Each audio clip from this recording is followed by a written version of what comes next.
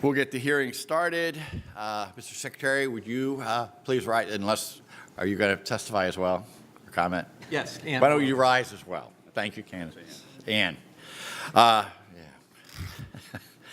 Raise your right hand and repeat after me, or just say I do when I've finished. Do you swear or affirm that the testimony you're about to give is true to the best of your knowledge, information, and belief? If so, say I do. I do. This is our last hearing for this fiscal year, and I think we're all ready for a little time down till we come back next week in session. But I did, being the last day of hearings, I wanted to pay special tribute to our departing member here who has been chairman of the Appropriations Committee for 8 years and chaired Transportation Committee and has been a great member. And I've enjoyed working with him when I was on the Appropriations Committee for years, as well as working with him as the chairman. We've worked well together. He's represented his Allegheny County and that region very well, and he is a person who I can truly call a friend. I think that we've joked a lot. We kid about the Turnpike Commission going broke now that he's not going to be traveling back and forth to Harrisburg. In fact, he might even get on the Turnpike just to turn around and come back just to see what the experience is like. But, Joe, I want to say thank you for your years of service to the people of Commonwealth of Pennsylvania, not just to your region. You've been a great representative. You've been a friend to so many members on both sides of the aisle here. And I want to thank you for your dedication and commitment to this Commonwealth, because we've been very blessed, and the people of Pennsylvania have been blessed for all the good things you've done. So thank you very much. Thank you.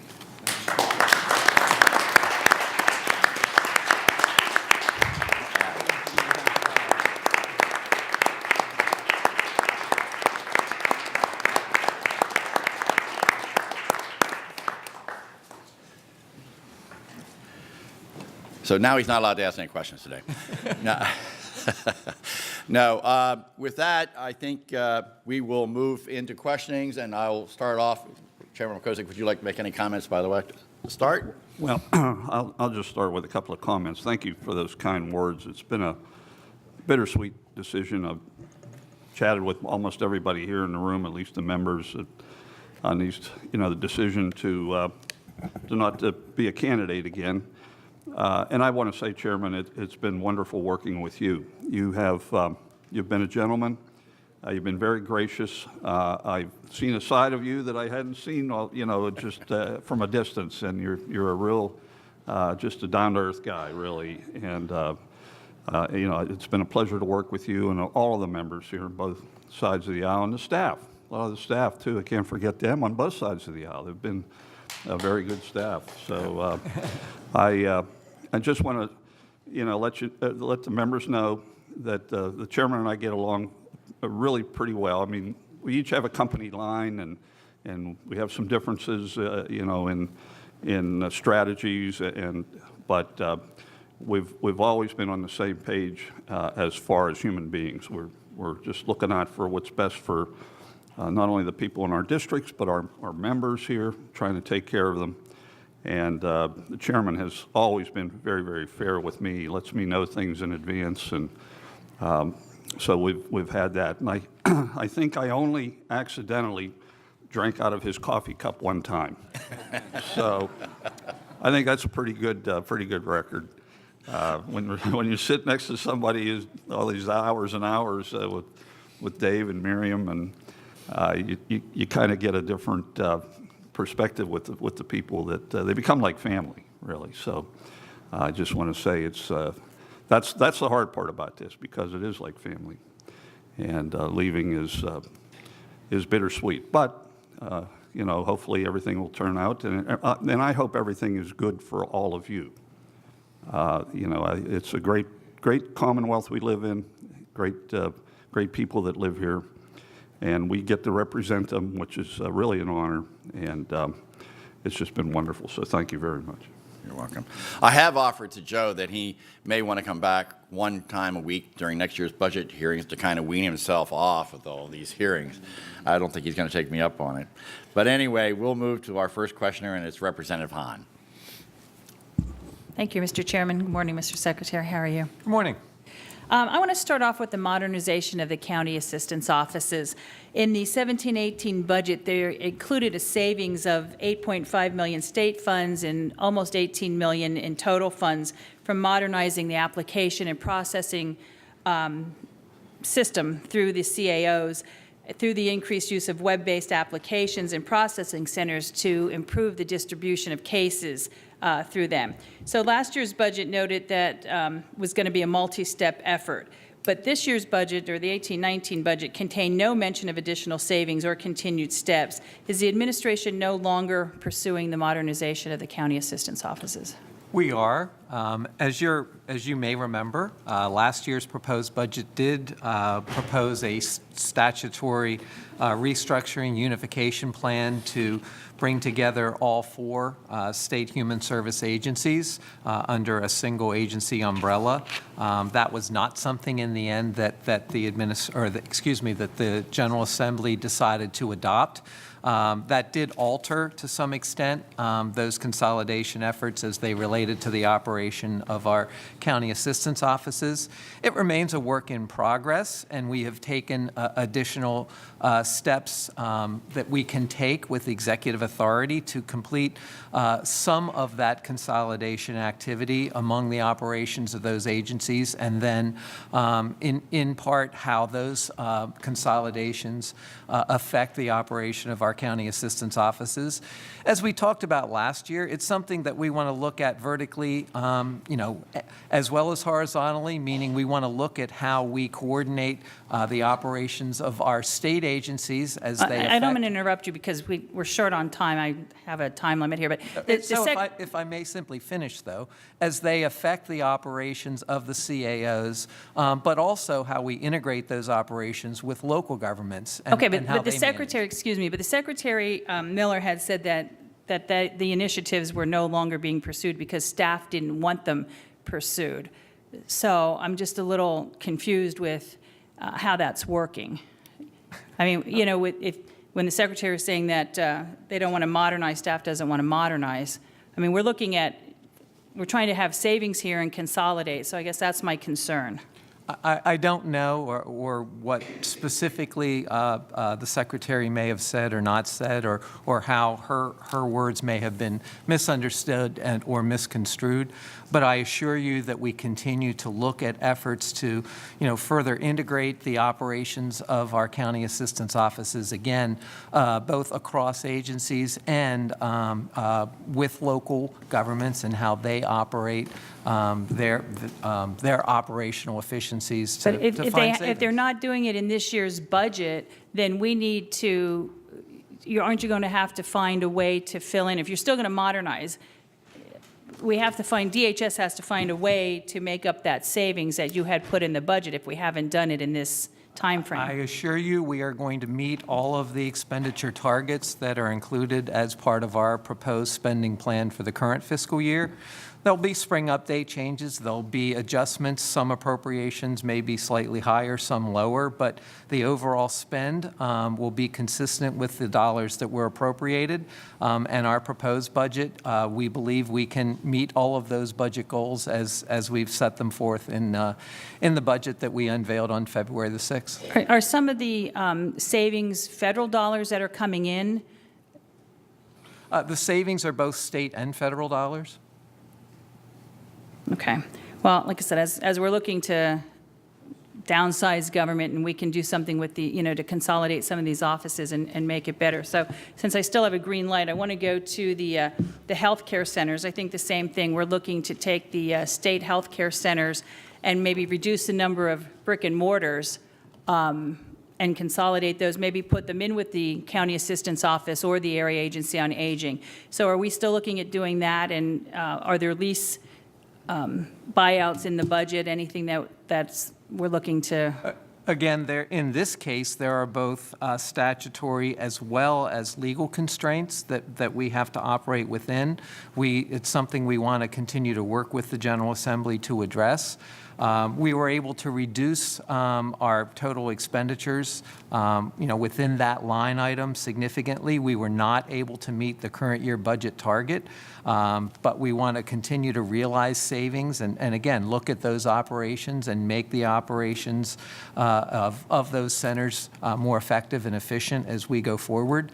I will say this, that the task and the objective here is to both increase service as well as, realize cost savings. So we do want to do we want to save money? Yes, but we also want to do a better job in the way we serve people through those centers.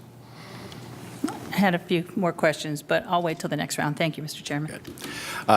Did want to recognize that we've been joined by Representative Don Kiefer, who is not a member of the committee, but members stop in from both sides of the aisle to observe the hearings off and on. Mr. Chair, I did want to start off, and I forgot to say that members on both sides of the aisle cut off the secretaries and speakers because they only have 5 minutes. We will do a second round. Hopefully we'll have time for members that need it. But just so you're aware, they will cut you off. They're not meaning to be rude, but they want their questions in 5 minutes. I will try to do my best to accommodate everyone. All righty. Our next questioner is Representative Briggs. Thank you, Mr. Chairman. And I do want to add my sentiment towards Chairman Markosik and the great job he's done as the Democratic Appropriations Chair for 8 years. I wasn't on it for the first 4 years, but Joe graciously appointed me to it 4 years ago, and he's done a terrific job representing the caucus, and I'm sure we'll continue to tribute him for the next 8 or 9 or 10 months. But with that, I'm pledging that I'm going to do everything I can in my power, and I hope the whole committee joins us in doing an early budget in recognition of Joe's service. That would be a terrific way to send him off. But Mr. Secretary, I have 2 quick questions that I over the last couple of weeks of hearings kind of have been in my head, and hopefully they're short questions, probably not short answers. But the first one has something to do with what a lot of us are very concerned about, is the rising cost of our tuition for our college students. It seems that the rising cost hasn't been a recent instance. I got elected in 2008, 2011. I remember the PASHE schools had to drastically increase tuition because of budget cuts. But during the last couple of weeks, there's been a lot of talk about the APSCUF contract in relation to the current rising cost of tuition. Is that a topic that you could shine some light on about what the administration's position is regarding the cost of tuition? Look, higher education and the cuts that were made in assistance in the prior administration and our attempts to restore that funding have not been maybe the focus that local school districts and aid to for basic education programs have been. But nonetheless, we have tried to, within our means, modestly with funds available, do the best job that we can working with the General Assembly to provide some increased direct appropriation to support, not just to our state system, but to state universities, state-related universities, as well as our community colleges. We think that the contract that was recently entered into ultimately for our state system was appropriate, modest. We don't think it will have a significant impact. And in fact, as you note, tuition increases, whether it's our, again, community colleges, whether it's the state system or whether it's our state-related universities, has been modest in recent years. And we would like to think that's partially due to our efforts here working with the General Assembly to do what we can at the state level. Thank you, Secretary. The second question that was a few days ago was a very heavily discussed topic. I'm bad with numbers. I think it was House Bill 59, the work requirement for Medicaid. I urged the governor to veto that measure because of the unintended consequences, I think, of what I fear it is unintended consequences of getting people off of Medicaid that should need the health care. I feel like it was a talking point to try to just get people off of Medicaid. And I understand the governor put a lot of thought into the veto. Could you share the administration's position with regarding work requirements and Medicaid? Well, we did not, or we do not believe that that is good public policy. Look, you know, reducing the cost curve, the rise in costs, particularly for medical assistance, but throughout the DHS budget, is a continuing focus. I mean, the first, questions today were about a different aspect of that. I've said here in this room in prior year hearings that if we aren't taking every step we can take to reduce or manage costs in our DHS budget, often it's to reduce the increase in those costs with, healthcare inflation and things outside of our control that become givens before we even begin to address how we can provide services maybe more cost effectively. We're going to fail in our overarching attempts to balance the state's budget or put our fiscal house back in order. But we'd like to concentrate on those things, those initiatives that do have real cost savings opportunities. In this case, mandated work or work search requirements, first of all, we don't believe would really impact a large group of recipients in the first place. We don't want to jeopardize the receipts of health care benefits. We think that we, in fact, want to continue to take steps to make sure that all Pennsylvanians receive for them and their families quality health care. And so we would rather focus the debate on steps that we can take that could provide more significant and real cost savings. Thank you, Secretary. And thank you, Chairman. Just to note, that is how a 5-minute series of questions could be done. Thank you. Representative Delosier. Thank you, Mr. Chairman. Secretary Albright over here. We're moving around on you. I have some questions on the lease back of the farm show. So I just, to recap what we have heard from secretaries, we know that this is a first of its kind contract for the state, according to the DGS secretary, that this states that it's a farm show lease, but yet the Secretary of Agriculture said they're not involved in this, and the farm show commission was not involved in the approval, as well as DGS and the statute that states through DGS that it has to go through the board of commissioners in the public grounds and buildings to approve any lease, but he said this one didn't apply to that. So he is getting me a list of which ones don't apply to that particular statute. As well as the ability that we know this money wasn't borrowed for a capital debt or emergency or something that's constitutional to take the debt out for $375 million. So I just wanted to get your perspective as to exactly what, under what entity or what directive or what jurisdiction or what legal authority the governor had to go into this contract on behalf of the Commonwealth. Okay, so let me say this first to set the record straight or to be clear about what the administration's preferred alternatives were or were not to balance the current year budget. No, absolutely, and I totally understand because I've heard your point of view as to what we could have done, but what I'm trying to ask is exactly what is the legal authority for you to enter into this contract. And I'm jumping in primarily because I have a bunch of other questions with it, so I do know why you think you should have done it. I'm just asking what authority did you have to do it? Okay, so to continue, we would have much preferred a severance tax. And the authority that you are going to use for this. That was our clear preference, but that was not the choice of the General Assembly. So in the end, we were given clear authority in the fiscal code to identify $300 million in transfers from funds or accounts, and in many cases to transfer from funds that otherwise, special fund accounts that otherwise had clear language that said that you couldn't use transfers from those funds for general fund budget balancing purposes. But the fiscal code gave us the clear authority to make those transfers, and using that authority, and then the statutory authority that DGS themselves has to enter into contracts to actually execute this transaction. Okay, but this is, so the loan that was taken out, you're saying that the loan that was taken out is to comply with a special fund intent of what the legislature put forward? Because you are correct. We talked about special funds, talked about how much money is in the budget that's not being used, that we want to use existing money in existing accounts.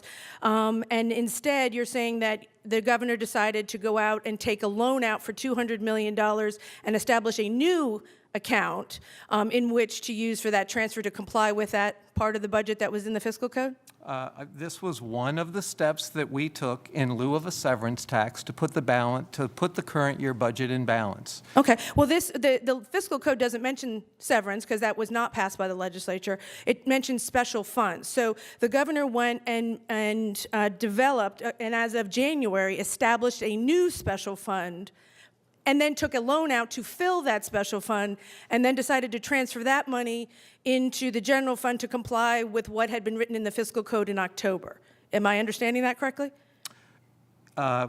This was one of the steps that we took to comply using the authority given to us in the fiscal code to balance the current year budget. Okay, I but have to correct something that you also said in your opening statement. Okay. This is not the first time we've used. Okay, well, that was lease. what the DGS secretary This is- said, so please, what is In it? fairness to him, I'll look at Representative Markosic, who I know was here at the time. But the first time we actually used this transaction mechanism was to build 4 prisons expeditiously I think in 1990. My memory may be off by a year or so, but when we first initiated, or when our corrections population was frankly out of control. And So we is that had- for a public safety entity? Because that is one of the constitutional allowances to do this. We had to build or construct 4 new prisons Right. as expeditiously as possible, and this was the mechanism we used. More recently, I think around 2010, we used it to do improvements down the street for Harristown 2 at the Strawberry Square, or what you think of as Strawberry Square, building improvements. Also, we used the same financing mechanism. So did those contracts go through, were they considered a lease back? Were they considered anything that would go through DGS and the commission that we talked about in DGS that approves all leases or anything like that?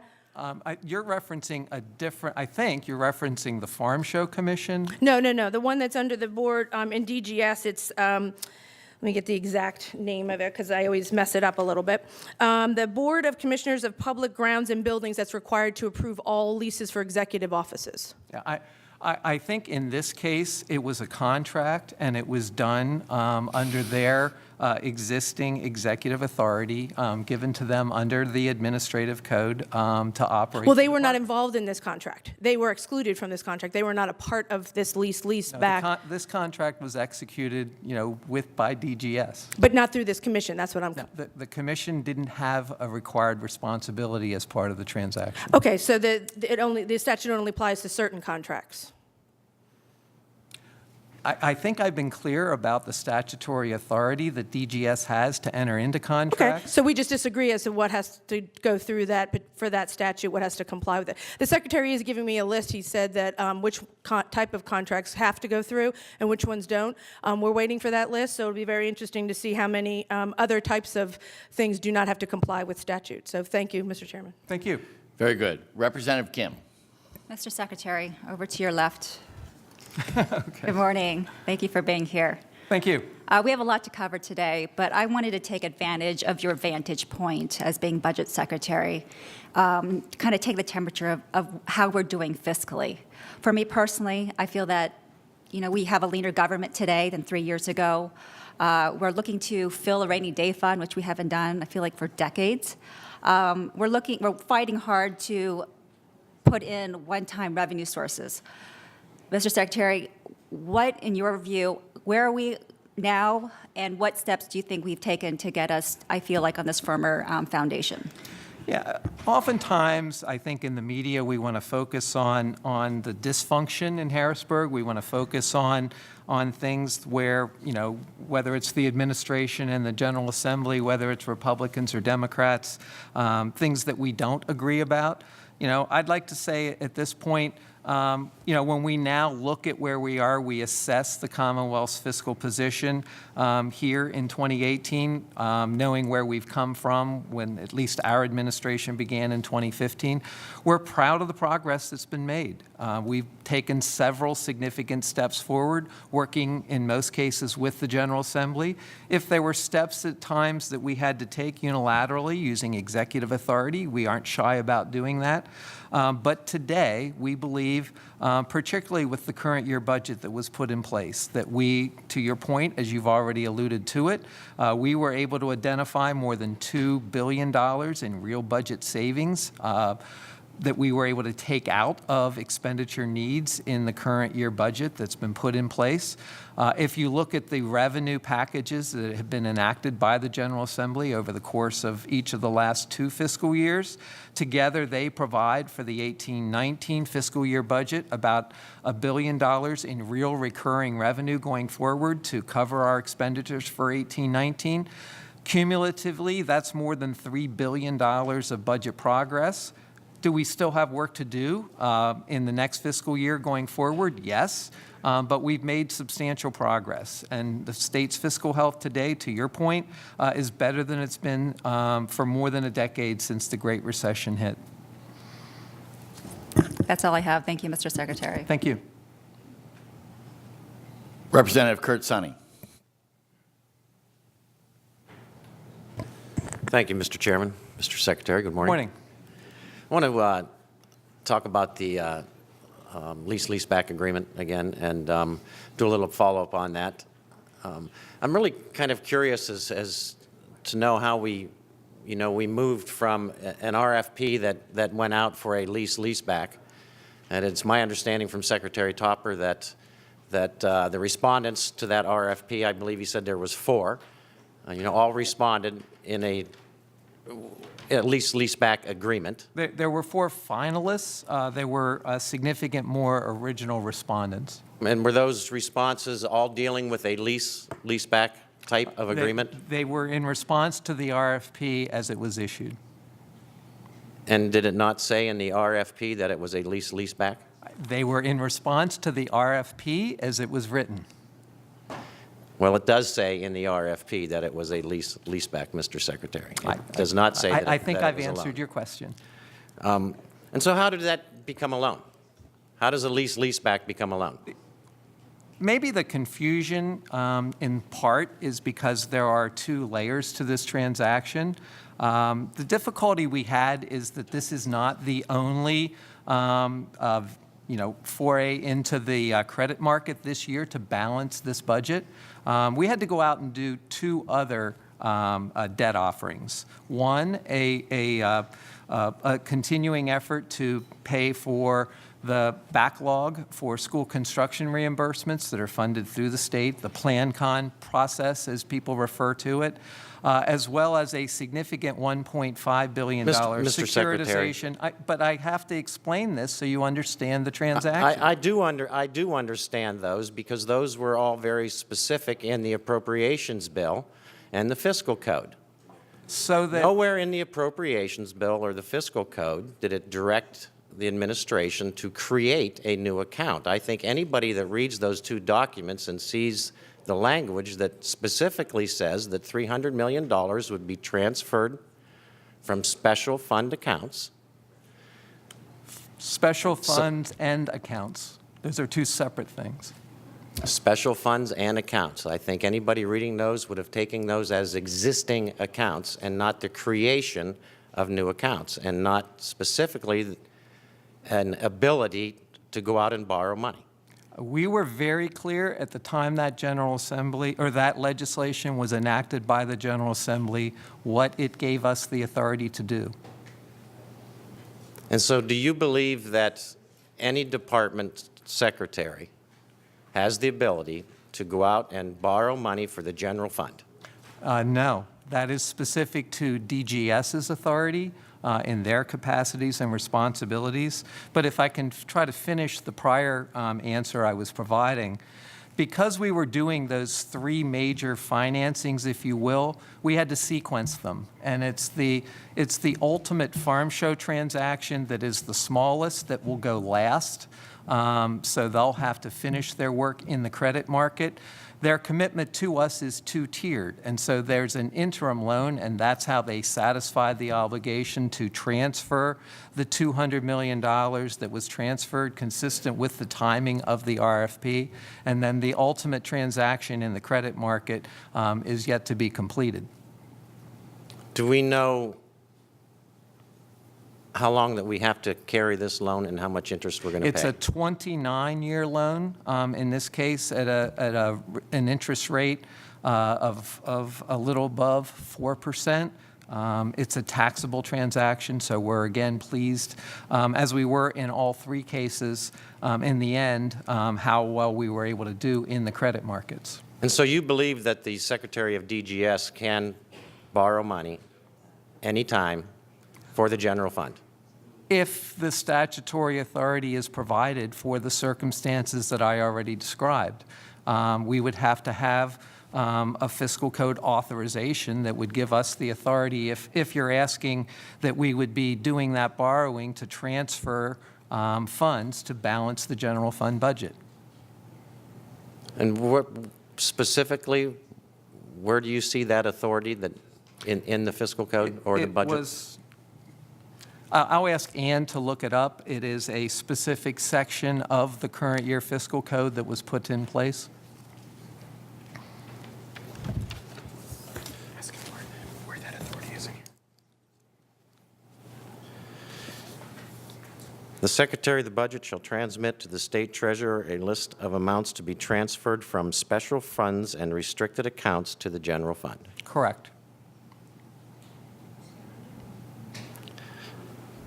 And so where in that line does You that read give the words. Does that give you the authority to go out and borrow money? You read the words. We were given the unfettered authority to identify among special funds and accounts $300 million to balance the budget. I can't say enough.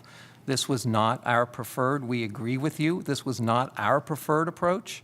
We would have much preferred a severance tax. That's why our proposed budget does not include any further special fund transfers of that sort. But it does include, again, a proposed severance tax. Mr. Secretary, and we believe that it would be a much more responsible way to balance the state's budget.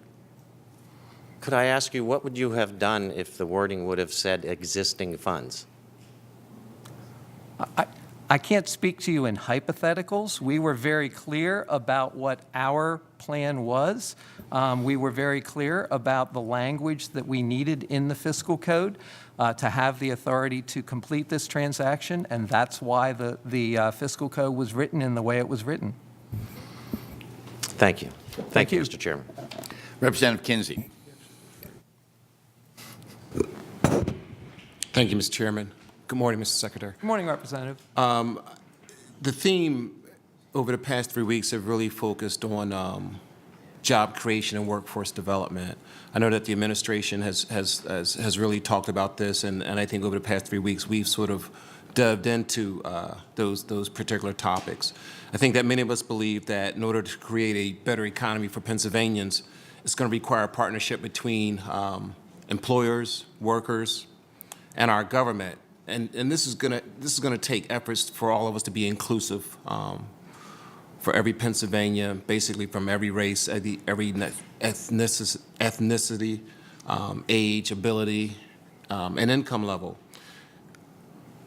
Recognizing that we're wrapping up, the 3 weeks of budget hearings here today, as you peruse the budget, can you sort of shed some light, and maybe this might just be from your opinion, I mean, you've done this for a couple years, Mr. Secretary, but can you shed some light on what you believe, or the aspects of this budget that you believe is going to help move our economy forward, help to ensure that Pennsylvanians have this opportunity to get placed into the workforce? I mean, is there some optimism that the administration have? I mean, I know we're going to hit on some gloomy issues and you're going to be drilled, but by the same token, I guess my perspective is that, we sit here to develop a budget that's going to be beneficial to our constituency. So can you shed some light on maybe, I guess that light at the end of the tunnel that's going to bring hope to the folks that are watching these discussions? We think that Pennsylvania has a great story to tell, as you know.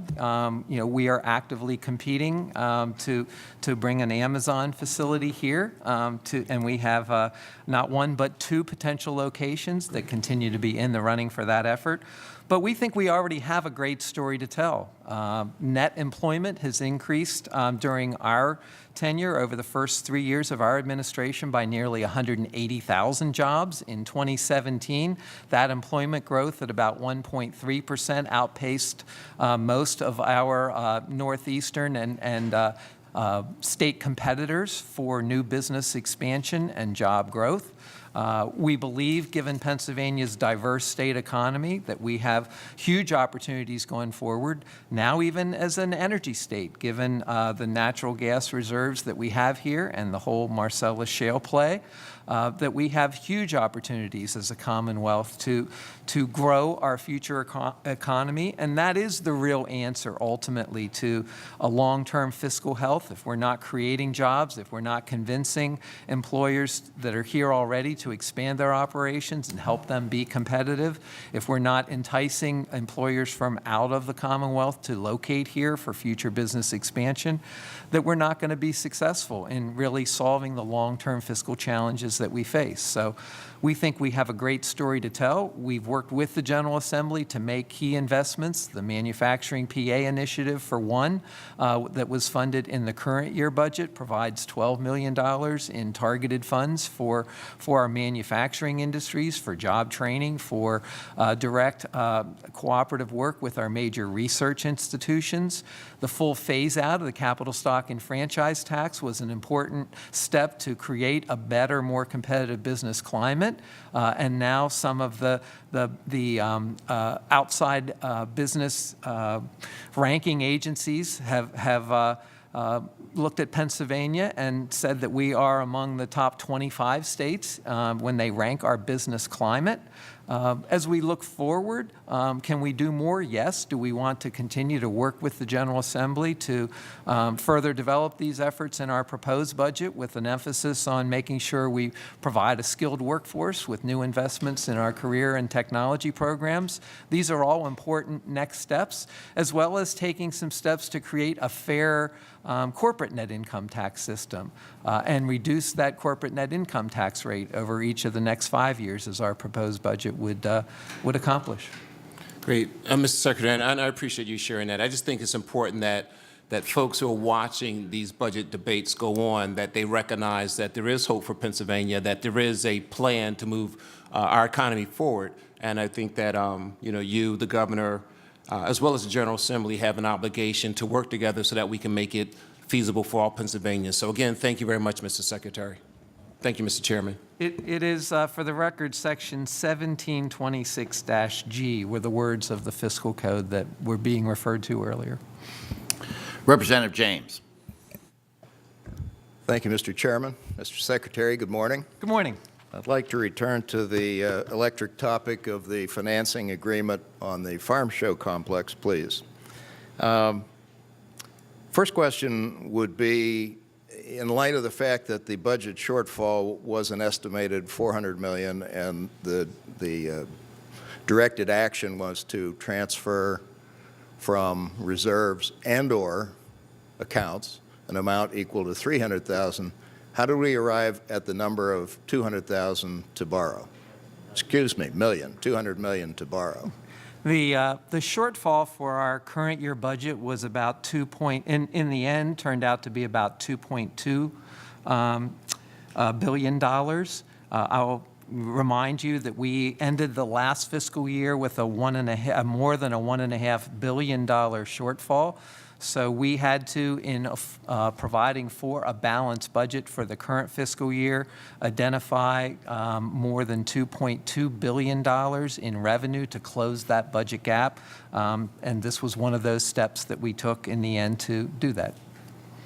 Could you, for the record, give me your best estimate, please, of the total amount of interest which the Commonwealth would owe if we concluded the 29-year amortization schedule? Yeah, we'll have to make annual payments beginning in the 1920 fiscal year of about $13.5 million to repay that loan.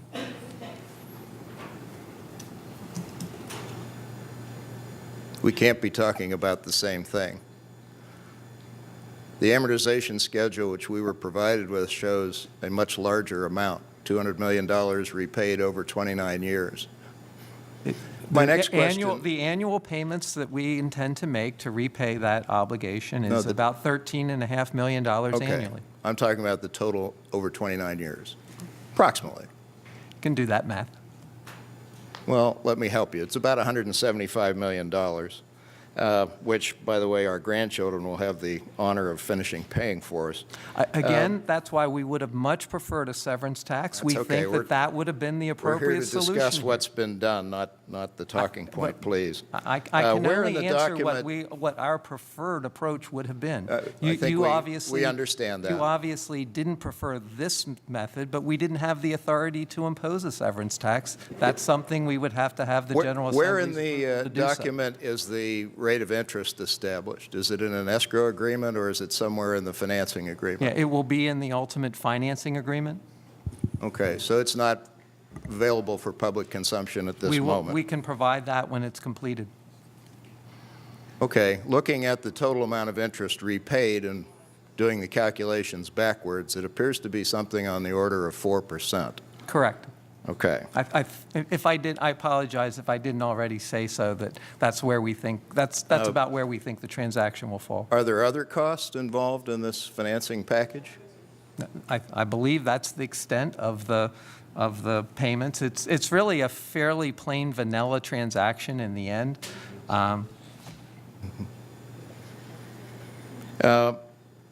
The financing agreement amortization schedule indicates that there may be an escrow agreement which was signed January 30th. This morning I heard that perhaps that's not the case. I think we've provided to you already, to the committee, all of the documents related to the transaction, and we'll continue to do so, as the transaction's completed. So the escrow agreement is available to us now. Again, when the final transaction is completed, then we'll provide that documentation to you, as we have all of the financing documents related to all three transactions, including the planned con borrowing and the tobacco settlement securitization. Okay.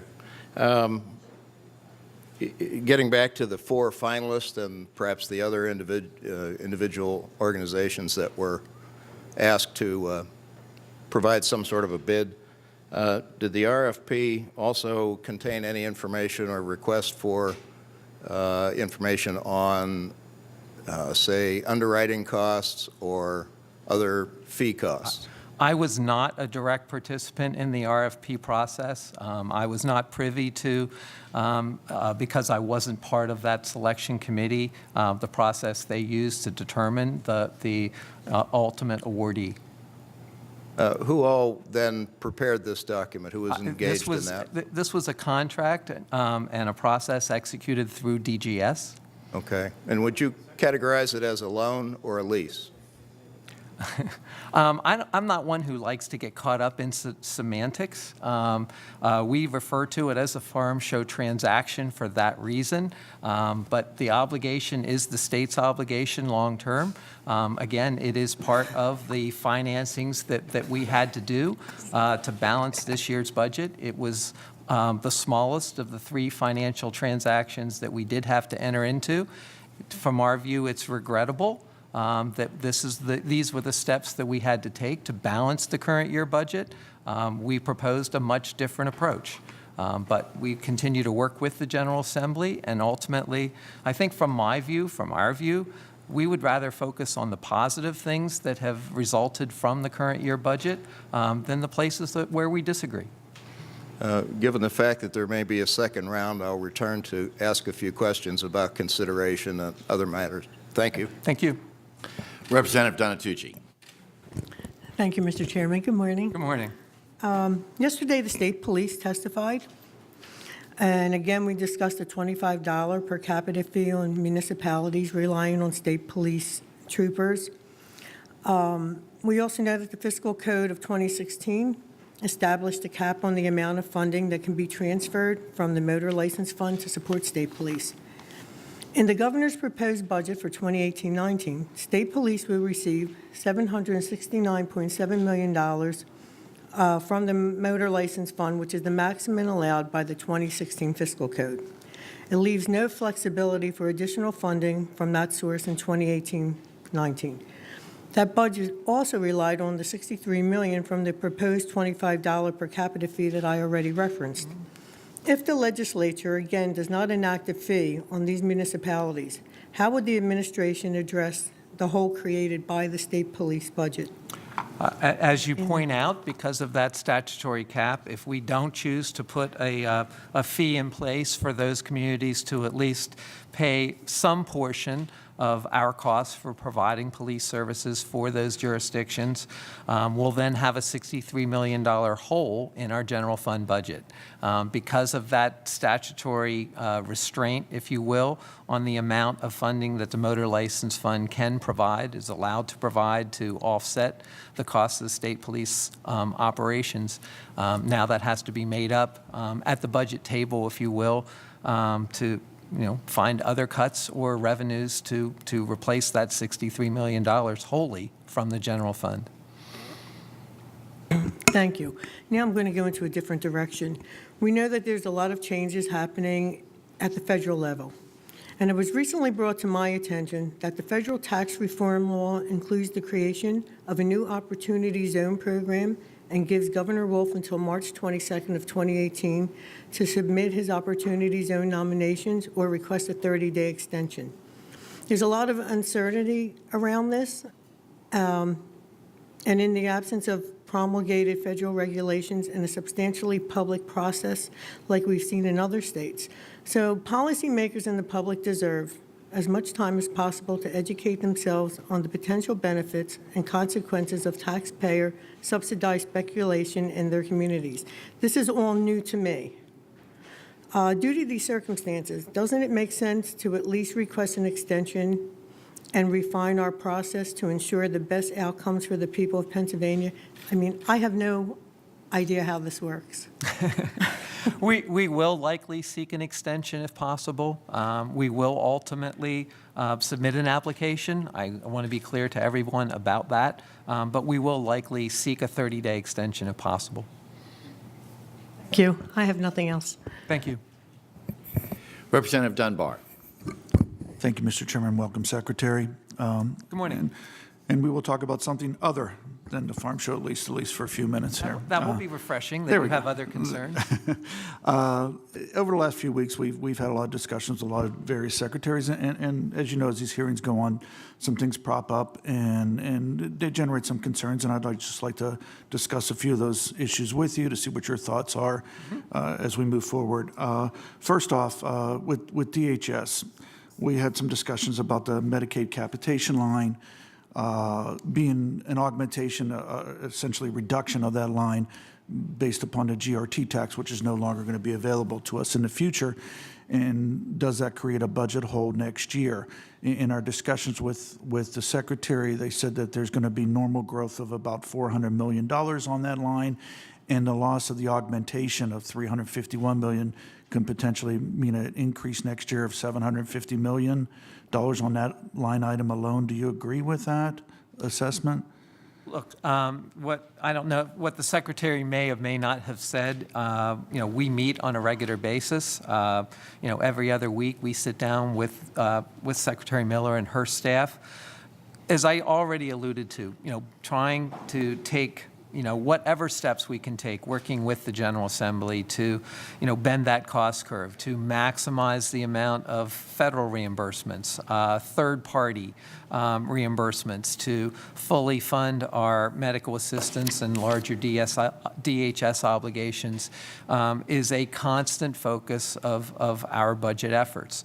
We hope to again, like we have done in the current fiscal year, as we have done in both previous fiscal years, continue to identify additional measures, steps that we can take to reduce what we believe to be otherwise the cost of fully funding those obligations. And Secretary, she did allude to the fact that, they're looking to try to find some innovative ways to address that. But your answer is that right now that is a of potential that we need to address. Yeah, here's the way I would answer it. If you want to compare budget books, I mean, go back, look as a historical record at what we anticipated the 18-19 DHS expenditures to total, and then look at what our proposed budget for 18-19 ended up to be. It's about $1 billion delta, Right. and we hope to again, as we look at 18-19 and 19-20 and each year thereafter, continue to identify, to your point, necessary initiatives to reduce those costs going forward. And also, looking forward, it's not so much something that will affect this year's budget, but next year's budget is the governor's proposal for combined reporting. In discussions we've had with the various secretaries over the years, there's been a wide range of numbers of what is expected to come to the Commonwealth, additional revenues that the Commonwealth can obtain through combined reporting. Do you have an estimate yourself of what you believe it is? Yeah, this would be for 19. Net of any rate changes? Yeah. This would be for 19-20, not 18-19. It takes 2 years to implement combined reporting, so while it would be effective January 1 of 2019, it wouldn't have a budget impact, if you will, for the 18-19 fiscal year. But we believe that number for 19-20 to be worth about $900 million. And can you tell me, just for my own edification, why in the past when I've talked to Secretary McNulty in 15-16, she told me the number would be $507 million net of any rate changes. Secretary Hassel this year, just let me finish. Secretary Hassel this year said $900 million. He said the same number you did. At the same time, Director McNittowah, the IFO, said anywhere from 9 to 12% of the total collections that we normally have from CNIT, which I believe is a little over $3 billion. So that would be anywhere from $270 million to $360 million increase. Can you tell me what the difference between your estimate and the IFO's and Secretary McNulty's in 15-16? There are other moving pieces, particularly the NOL, and what we do with an NOL cap or allowance. Can be intertwined. A lot of the past proposals have eliminated any caps on net operating losses going forward. As we've provided or recommended the shift to full unitary combined reporting, that may account for some of the differences. I'd have to know what people assumed. Yeah, and I think the biggest concern there really is the difference between your estimate and the IFO's.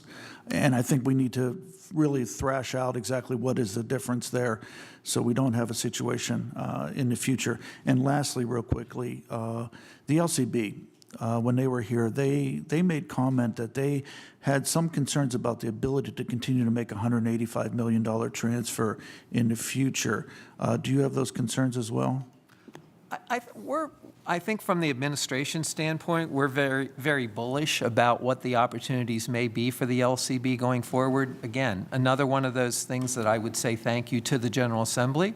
I think we worked well to come to a consensus plan for what was then, I believe, Act 39 of 2016. We think it's a win-win for the Commonwealth. We think we've immeasurably improved customer convenience. We've given customers more options to shop for particularly beer and wine in supermarkets, as well as through the wine and spirits stores for those beverages.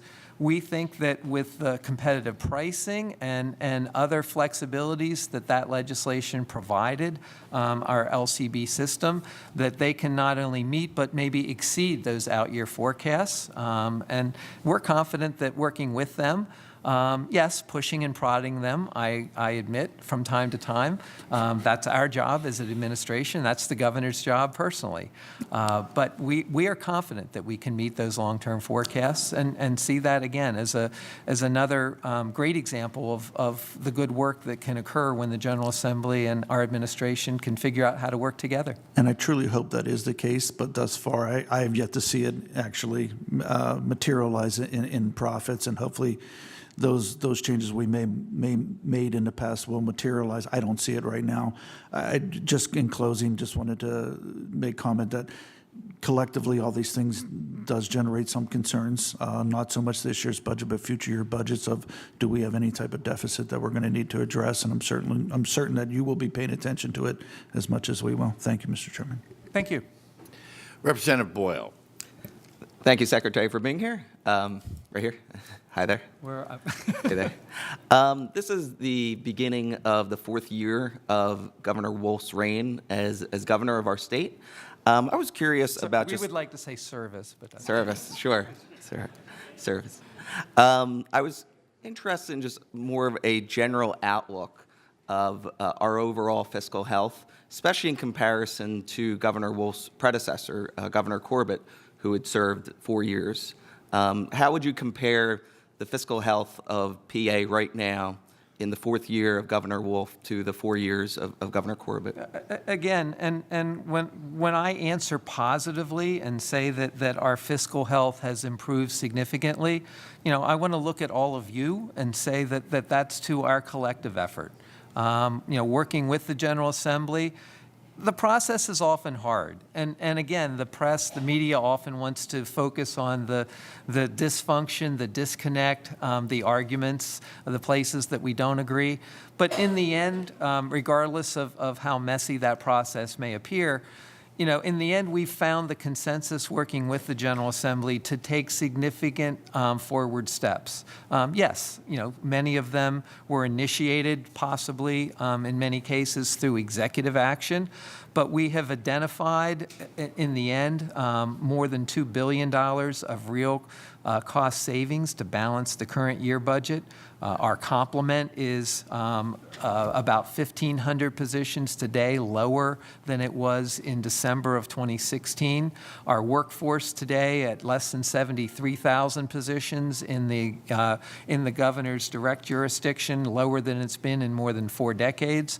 We've talked already today about some of the steps to consolidate agency operations in many facets, including creating operationally a Department of Criminal Justice, consolidating across all 4 human service agencies, our administrative budget, back office operations, steps that we took even within our pension systems to, one, pay those obligations, make sure that pension debt doesn't grow, but finally, and step up and meet the full actuarially required contributions, but also operationally steps that they can take within both systems, and now mandated by Act 5 as a commission begins to meet this year, looking within both systems to find shared cost savings of more than $3 billion in the way that they operate going forward. Again, so that huge looming debt liability begins to decrease, not continue to increase. All of that has spelled good news for the state's fiscal position, and we are thankful for our collaborative efforts with the General Assembly to make all of that possible. Thank you. Thank you. Representative Keller. Thank you, Mr. Chairman, and thank you, Mr. Secretary. Thank you. I want to focus on a couple areas just so we understand what we're doing going forward, because I know in the past, and I think it's been said in this room, that one-time gimmicks were used, and I'm going to try and understand what's happening in the human services lines. I'm in your budget book on page E22-16. I noticed that all programs general fund is increasing by about $221 million, which would be found on the tracking run. Mm-hmm. But then there's 2 other lines, special funds and other funds, and they're increasing respectively about $54 million and a little over $1 billion. Can you tell me why we wouldn't have put those into the tracking run so that we? I think what you're referring to are largely the assessments that we do through our MCOs. They're part of an effort to maximize our federal reimbursements to cover. That would be part of it. That would be part. Excuse me, I don't have much time here. That's part of it. But then next year they go down by $500 million, and then we increase the general fund by almost $1 billion. So why don't we just put it up in that line and be honest with ourselves so we can plan going forward? Well, the point of that, or the distinction here that's really important for state taxpayers, is that is not state taxpayer revenue. One-time revenue then? No, it is not one-time revenue, hopefully, and that's why we try to, make sure that when we take these steps, we look at methods. Okay, that if can- it's not that are one-time repeat- revenue, excuse me, if it's not one-time revenue, then why is the line going down the next year?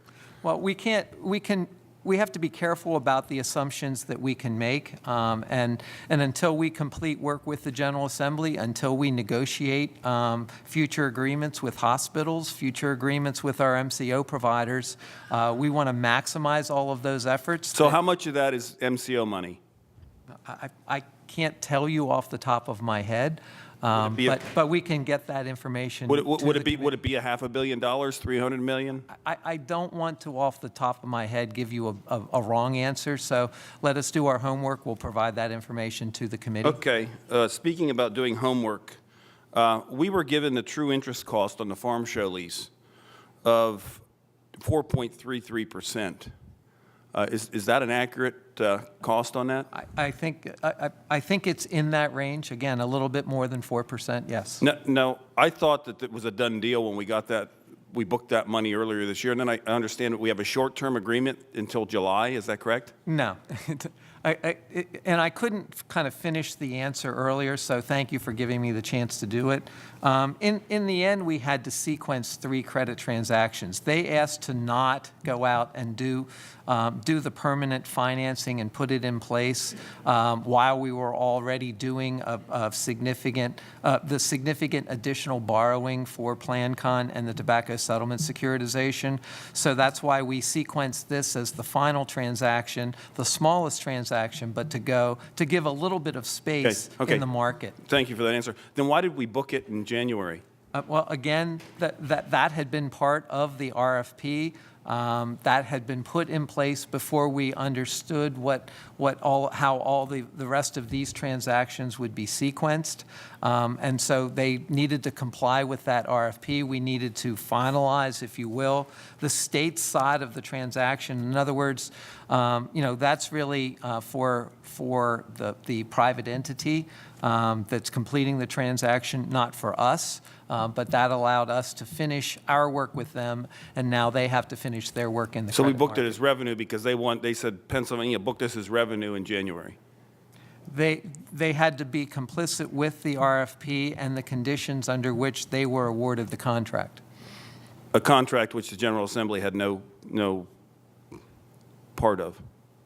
I think I've already spoken about the authority given to us through the fiscal code and The authority in the fiscal code was to transfer money from existing special funds. And didn't we create a special fund to put this money into? I believe in this case, the General Assembly didn't want to identify specifically where those funds would be transferred from. And so in lieu of that, you chose to give the administration the responsibility to ultimately identify I guess that's our how mistake. that- I guess that's our mistake. If we give you authority next year, will you borrow money on the Capitol? I think that if you give us future authority, we will execute that authority to what we believe to be the most prudent and effective and appropriate way. Put our grandkids in debt. Thank you. I think we've already, in fairness, spoken about our preference for a severance tax that wouldn't have provided any debt obligation to Commonwealth taxpayers at all. With all due respect, Mr. Secretary, that doesn't generate all the money you want to spend. So let's be honest with the taxpayers of the Commonwealth. The governor wants to spend money, and he wants to tax them to do it. Let's be honest. Let's not hide behind all these gimmicks. A severance tax would generate in our proposed budget $248 million, as we've said quite often. The vast majority, about 80% of that revenue, would be paid not by Pennsylvania taxpayers, but would be paid by people that use that product. Are you aware of how much energy is produced by natural gas in Pennsylvania? Energy bills are lower because we're using clean natural gas to generate electricity, which is benefiting families in Pennsylvania. We can be political about this all we want, but good budgeting starts with including all the items in the budget, not having other special funds that go around the General Assembly. And if we could get to that point, I think we could have better and more productive budget talks than just political talking points on severance tax and whose pocket we're going to pick, so that we can make the priorities of where the hardworking taxpayers spend their money. Let them keep more of it.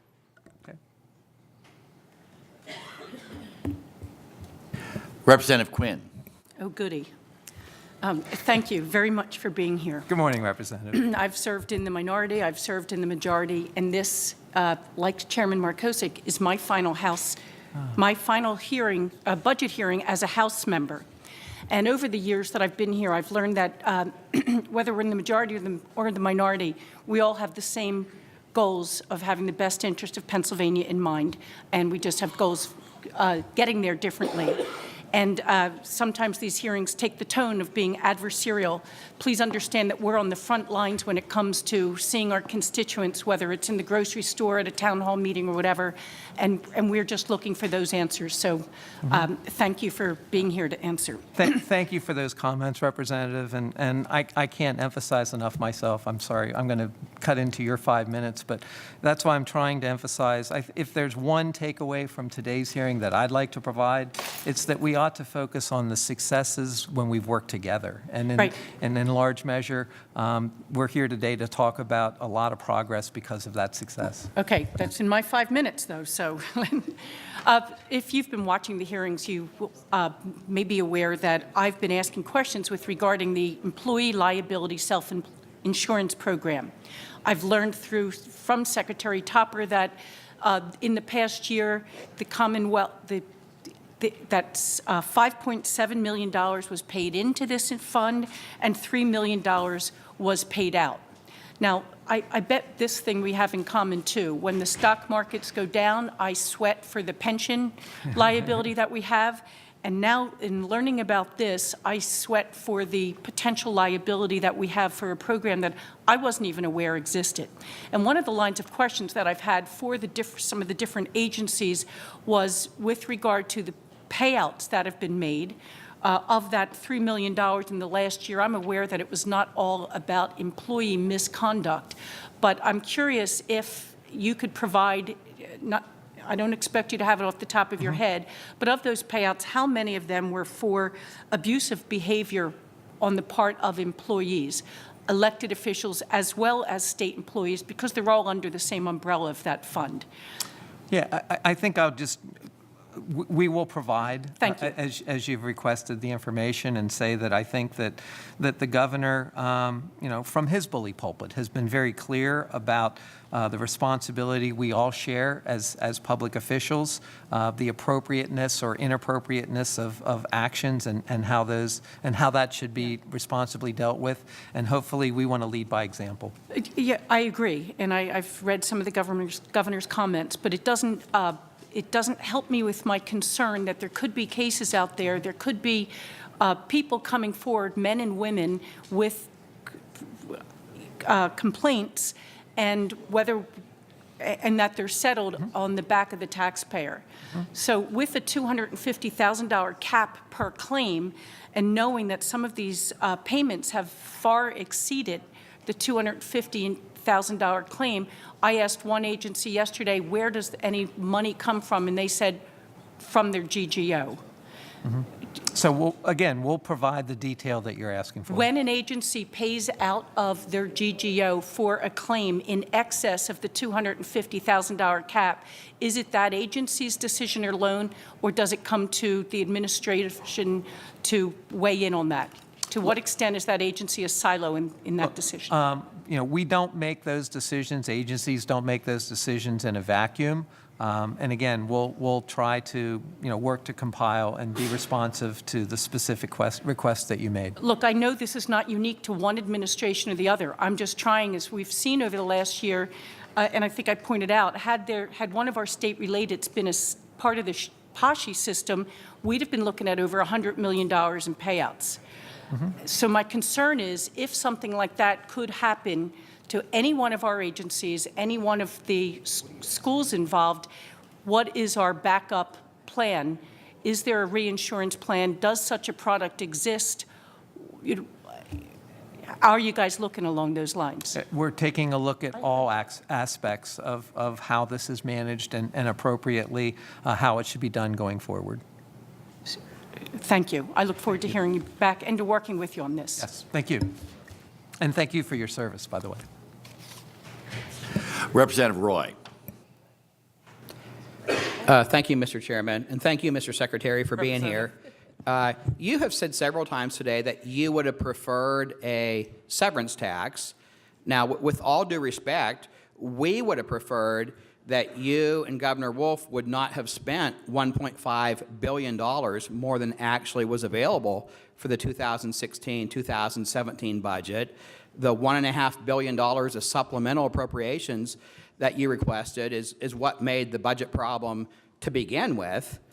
You have 30 years of budget experience with the Senate Appropriations Committee and with the Pennsylvania Budget Office, so you're very familiar with not spending more than you have.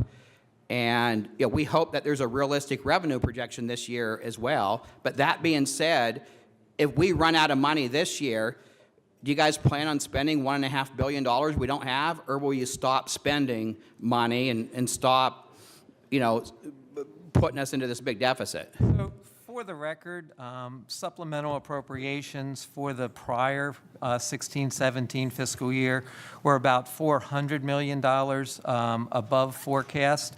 That was known at the time we enacted the budget. That was actually at the time, budget strategy, if you will. You may remember that in that year, Mr. Secretary, Mr. Secretary, okay, regardless of dollar amount, if we run out of money and revenues stop coming in like they're supposed to, will you and Governor Wolf hold back on spending this year? We are very confident that we will be able to manage expenditures for the current fiscal year within the amounts that are appropriated for the current year. So you'll stop spending if we run out of money? We actually expect a budget and revenue surplus for the current fiscal year, and we're hopeful that that surplus... Okay, Mr. Secretary, yes, no question. If we start running out of money, will you stop spending? Yes or no? We can stop spending where we can make decisions. A yes or no question, please. It's not a yes and no Okay, answer. I'm just going to move on because we're not getting anywhere. I guess my main question was going to be about the education budget priorities. Now, in the governor's proposed budget, he proposes a 0% increase in funding for Penn State, Pitt, Temple, Lincoln, Butler County Community College, Harrisburg Area Community, all the community colleges. But he's proposing a 5.2% for inmate education. So I guess that says if you go to prison, will increase your education funding more than if you go to college. But one difference with the colleges is the PASHE colleges, he's proposing a 3.7% increase. Is that to pay for the new union contract for the professors? No. That's just believed to be the appropriate increase that we could afford for the PASHE system. For the community colleges, I would suggest that while the direct grant and aid line is not increased, we have talked about the CTC initiative that is included. There's a $50 million proposed initiative to increase investments for career and technology programs. And intended is essentially a competitive $10 million that principally the community colleges and in some cases, other higher education institutions will ultimately compete to provide. So we do think we've included increased funds for the community college system. It's just of a competitive nature and by design structured to more custom fit actual business needs for the training that they provide. Okay, well, thank you for explaining that. Now, back to the union contract, the cost is $19.7 million for the new year here. That's about $200 per student when you look at the 100,000 students in the PASHE system. That's $800 more to get a bachelor's degree. You said that it was a modest union contract. Now, some of the terms in the contract, 2 pay raises a year, so a professor at the top end of the scale to teach 12 hours a week, just in 1 year, there's about a $5,000 pay raise. The top of the scale is $117,632. That's a 4.55% increase. 7% of the professors can be out on paid sabbatical leave at any given time. Tuition is free for the kids of the professors and the spouses of the professors. And like I said before, a $19.7 million increase. Do you really consider that to be a modest union contract? We believe the ultimate contract that was adopted to be prudent and appropriate. Okay. I guess we're all entitled to our opinions. My final question is, your budget for the Office of the Budget, the governor proposed that it goes up by 4.7%. That's an $827 increase. But the budget for the regional cancer centers, the governor is proposing we completely eliminate it, eliminate the $600,000 of funding. Can you explain how those budget priority decisions are made and how that helps Pennsylvania residents? The appropriation that you alluded to is what we refer to as a legislative initiative. Those are appropriations that the General Assembly deems to be important priorities year to year. We are always willing to work with the General Assembly, and in the end, the governor doesn't consider regional cancer centers to be a priority? Is that why he had zero funding in his budget proposal? We every year, and this has been an annual process that predates my tenure in state government. But we work with the General Assembly, those priorities, those appropriations that are deemed to be, ultimately responsible use of taxpayer dollars, then we work with the General Assembly to restore those appropriations and fund them at a level that they deem appropriate. Well, thank you for your comments. And I guess we all have our opinions on what's higher priority. I think regional cancer centers are a higher priority than your office budget, and I'm looking forward to being able to, present our budget proposal. But thank you, Mr. Secretary. Thank you. Representative Jamie Santora. Thank you, Mr. Secretary. Thank you. Under the Department of Human Services, we have Maximus, and I've said it with the Secretary. It's been a poor performing group. Does the administration agree with this? We think that while there was initial difficulty, if you will, and we didn't think the original execution of that contract, was at the level that we had expected. We worked with them, and we believe ultimately managed that contract so that they did provide legitimate return and service as we expected. So at this point, you feel they're doing a sufficient job? Yes.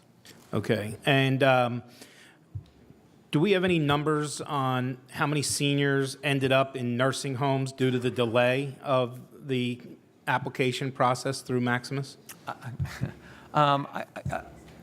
You've characterized that in a way that I guess I wouldn't agree with, but maybe we'll go back and try to take a look at Maximus's work, and if we can provide additional detail that would be helpful to summarize how that contract translated to service and impacts in the community, maybe we'll try to provide that. Okay, that would be great. And then switching gears, and I'm talking in a general term here. You have the entire House of Representatives up for an election this year. You've got the governor up for an election this year, and you've got half of the Senate.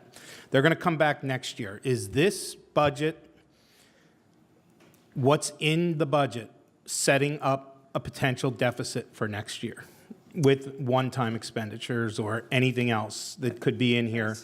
As I have said, while we're proud of the progress that we've made, I've talked earlier, or identified, what we believe to be more than $3 billion that we've now taken out of that structural budget deficit that we faced.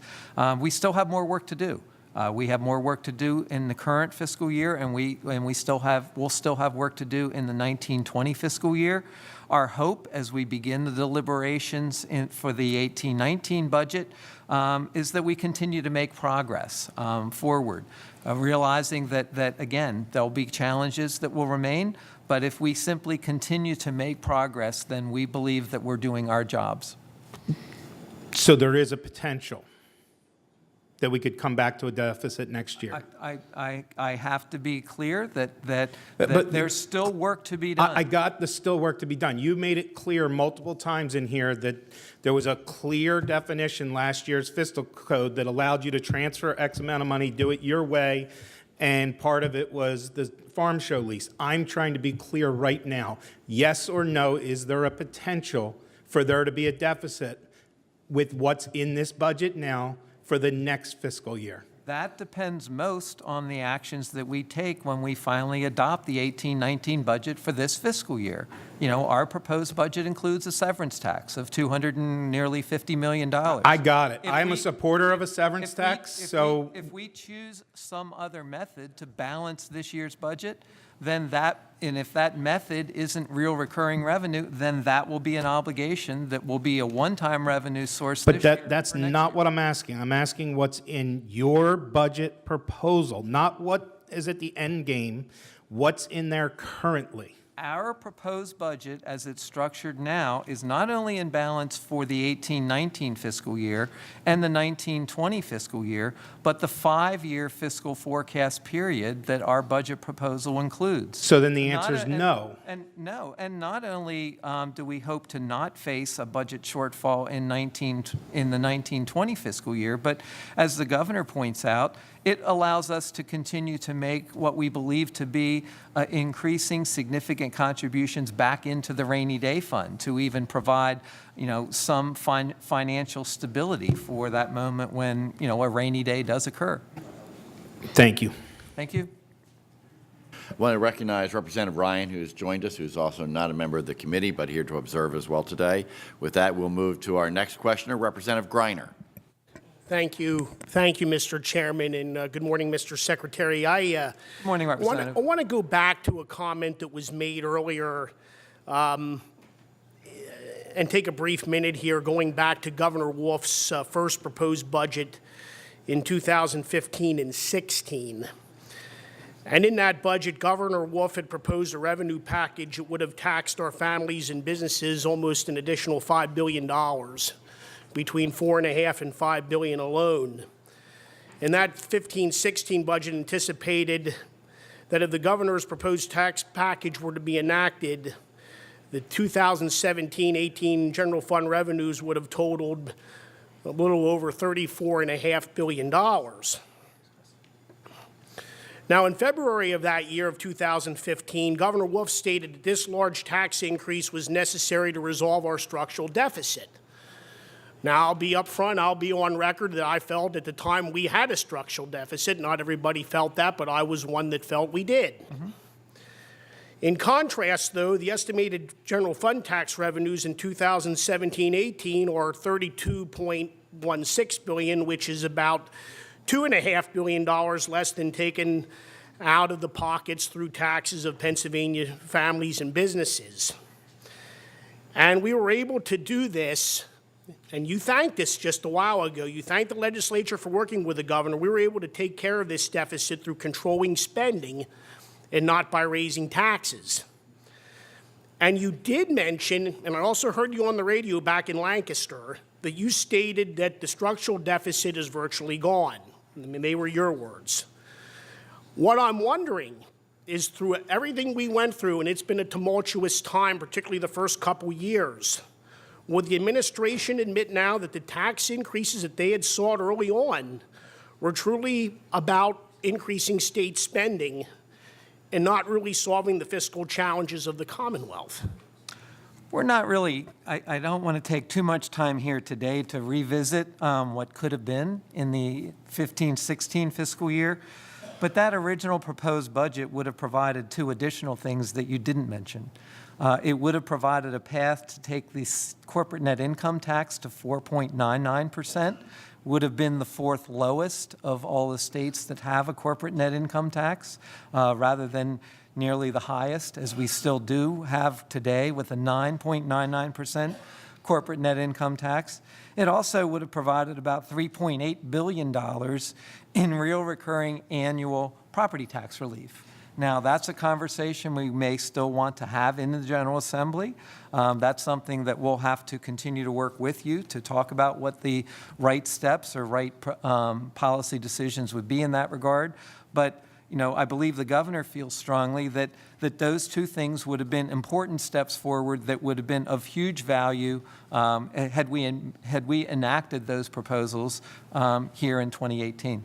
Well, I'm going to follow up, since my background is a CPA. That combined reporting issue, or dropping the corporate tax rate to 4.99, you'd have to go to combined reporting in order to generate more revenues in order to drop that tax rate. And it's an extremely complicated issue. I know a lot of our colleagues are going to have to spend a lot of time if we choose to go that route.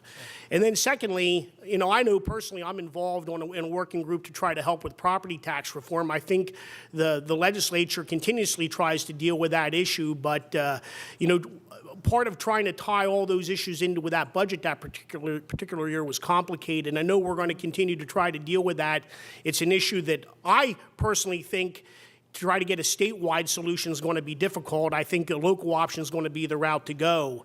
But I will say, in response to my prior colleague, I do understand there's one-time funding mechanisms that are being used in this budget to balance it.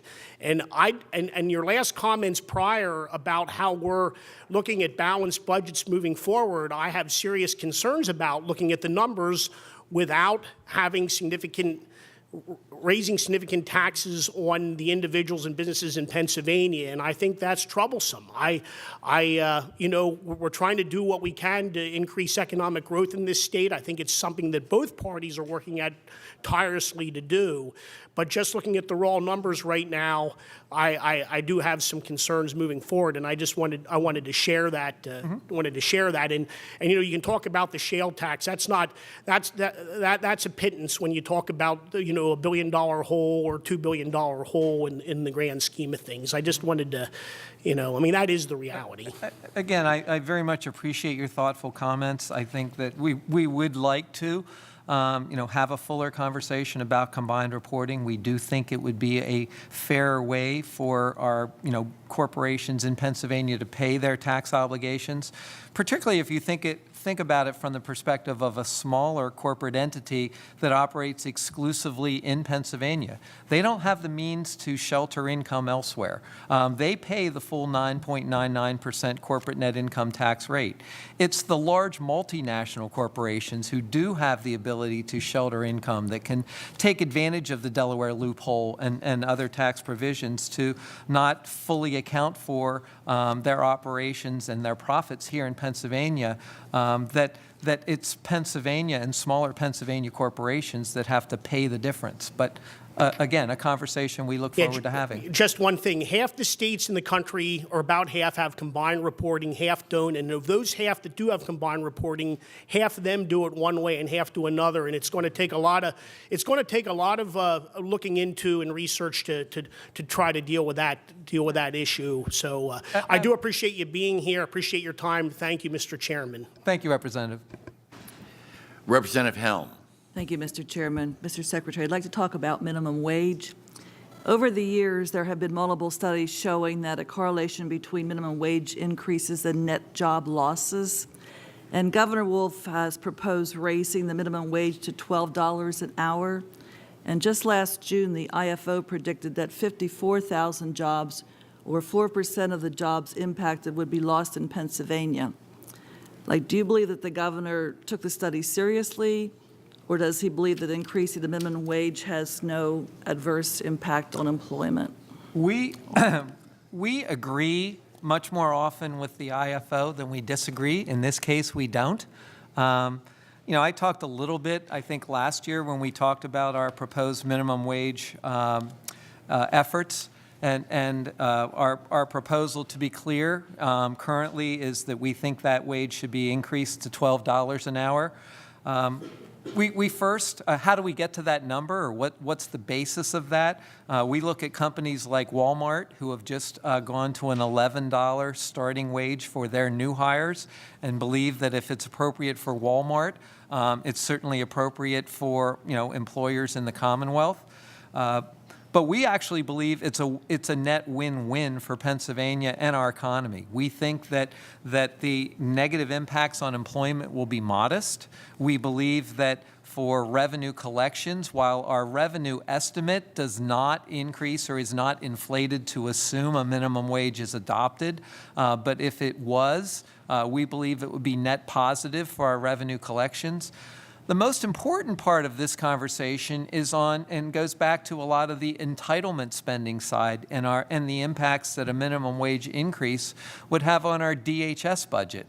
DHS has done an analysis, and netting out the costs that we would have to pay, because some of our providers that we contract with, to them we would have to pay increased wages because they're earning wages below that $12 threshold now. But even when we net out those costs, we would be able to enjoy net entitlement savings of more than $100 million a year for state entitlement costs and more than $600 million annually for federal entitlement costs. And so another policy reason for doing this is for real cost savings to be realized in our DHS budget. Let me talk about last year with this article about Seattle, Washington's minimum wage, where the city council passed an ordinance to increase the minimum wage incrementally to $15 an hour by 2021. And I'd just like to quote some of the statistics. The article cited a report by the University of Washington which found that when the city increased the required minimum wage from $10.50 to $13 during the second incremental increase, this resulted in a 9% reduction in hours worked, a 6% drop in what employers collectively pay, and 5,000 fewer lower wage jobs. And this 6% drop resulted in about $125 less per month for an average lower wage worker. And with all that said, should the Commonwealth of Pennsylvania flirt with the idea of $12 minimum wage when our employment rate stands at 4.7%, which is 60 basis points higher than the national average? Look, there have been countless studies. Those studies are all over the map in terms of impact. I think the most famous of those studies was of the fast food industry when New Jersey increased its minimum wage, and they looked at that impact in both New Jersey and across the border in Pennsylvania. I relate to that study because it was Pennsylvania specific, and surprisingly what they found was that there were a whole lot of other factors that were much more dominant in determining jobs, and it actually resulted in higher job creation in New Jersey compared to Pennsylvania at the time after they increased their minimum wage. Does you feel, though, that a lot of employers would prefer merit increases? I mean, I was an employer for a long time before this job, and I totally like the merit increase system. What we believe is that the minimum wage should be a family-sustaining wage, and at $7.25, our minimum wage right now is not that. And we think it's wrong that people trying to support families on that wage have to rely on entitlement programs to be able to fully support their families. Let's talk a little bit about the manufacturing jobs. I know you earlier talked about this, and you mentioned the manufacturing initiative. However, Pennsylvania continues to lose manufacturing jobs, and what are we doing about that? Because I think that's very important that we step that program up and don't continue to lose those jobs. No, we agree. We did a listening tour last fall, so that again, as we've tried to in each successive budget reach out, consult with the General Assembly, with your own leadership before the governor gives his speech, before we formulate final budget plans. Last fall, Secretary Galbley, our policy secretary, and senior staff led an effort with multiple cabinet secretaries to travel throughout the Commonwealth, get the opinions of business leaders, get the opinions of community leaders throughout the Commonwealth to guide our policy, budget policies, and fiscal policies going forward. So concerted attempts to continue to do a better job, most importantly focused on workforce and training and making sure that we have a skilled workforce that's ready to meet business needs going forward, particularly for our manufacturers, rose to the top of the list in that listening tour. But we'd want to work with you and listen and continue to get your own comments and the comments of your caucus and the General Assembly in a larger context to, guide future policy decisions that we can make in the here and now in this budget year to, again, continue to try to take steps forward and particularly assist manufacturers in their operations. Well, we're here to work with you also, so thank you. Thank you. Representative Hefley. Thank you, Mr. Chairman, Mr. Secretary. Good morning. Good morning. Yeah, we still are before noon.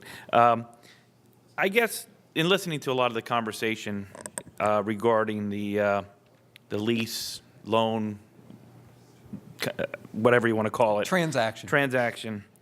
I guess I'm kind of disappointed. I know that the governor ran a lot and talks a lot about transparency. And I think what's really bothering the people of Pennsylvania, and I'm hearing about it when I'm out in my community, is that there's no transparency in this deal. It seems like a lot of it was done behind closed doors. We talked to the Secretary of DGS, one of the people who signed a legal document, really could not give us any details about it.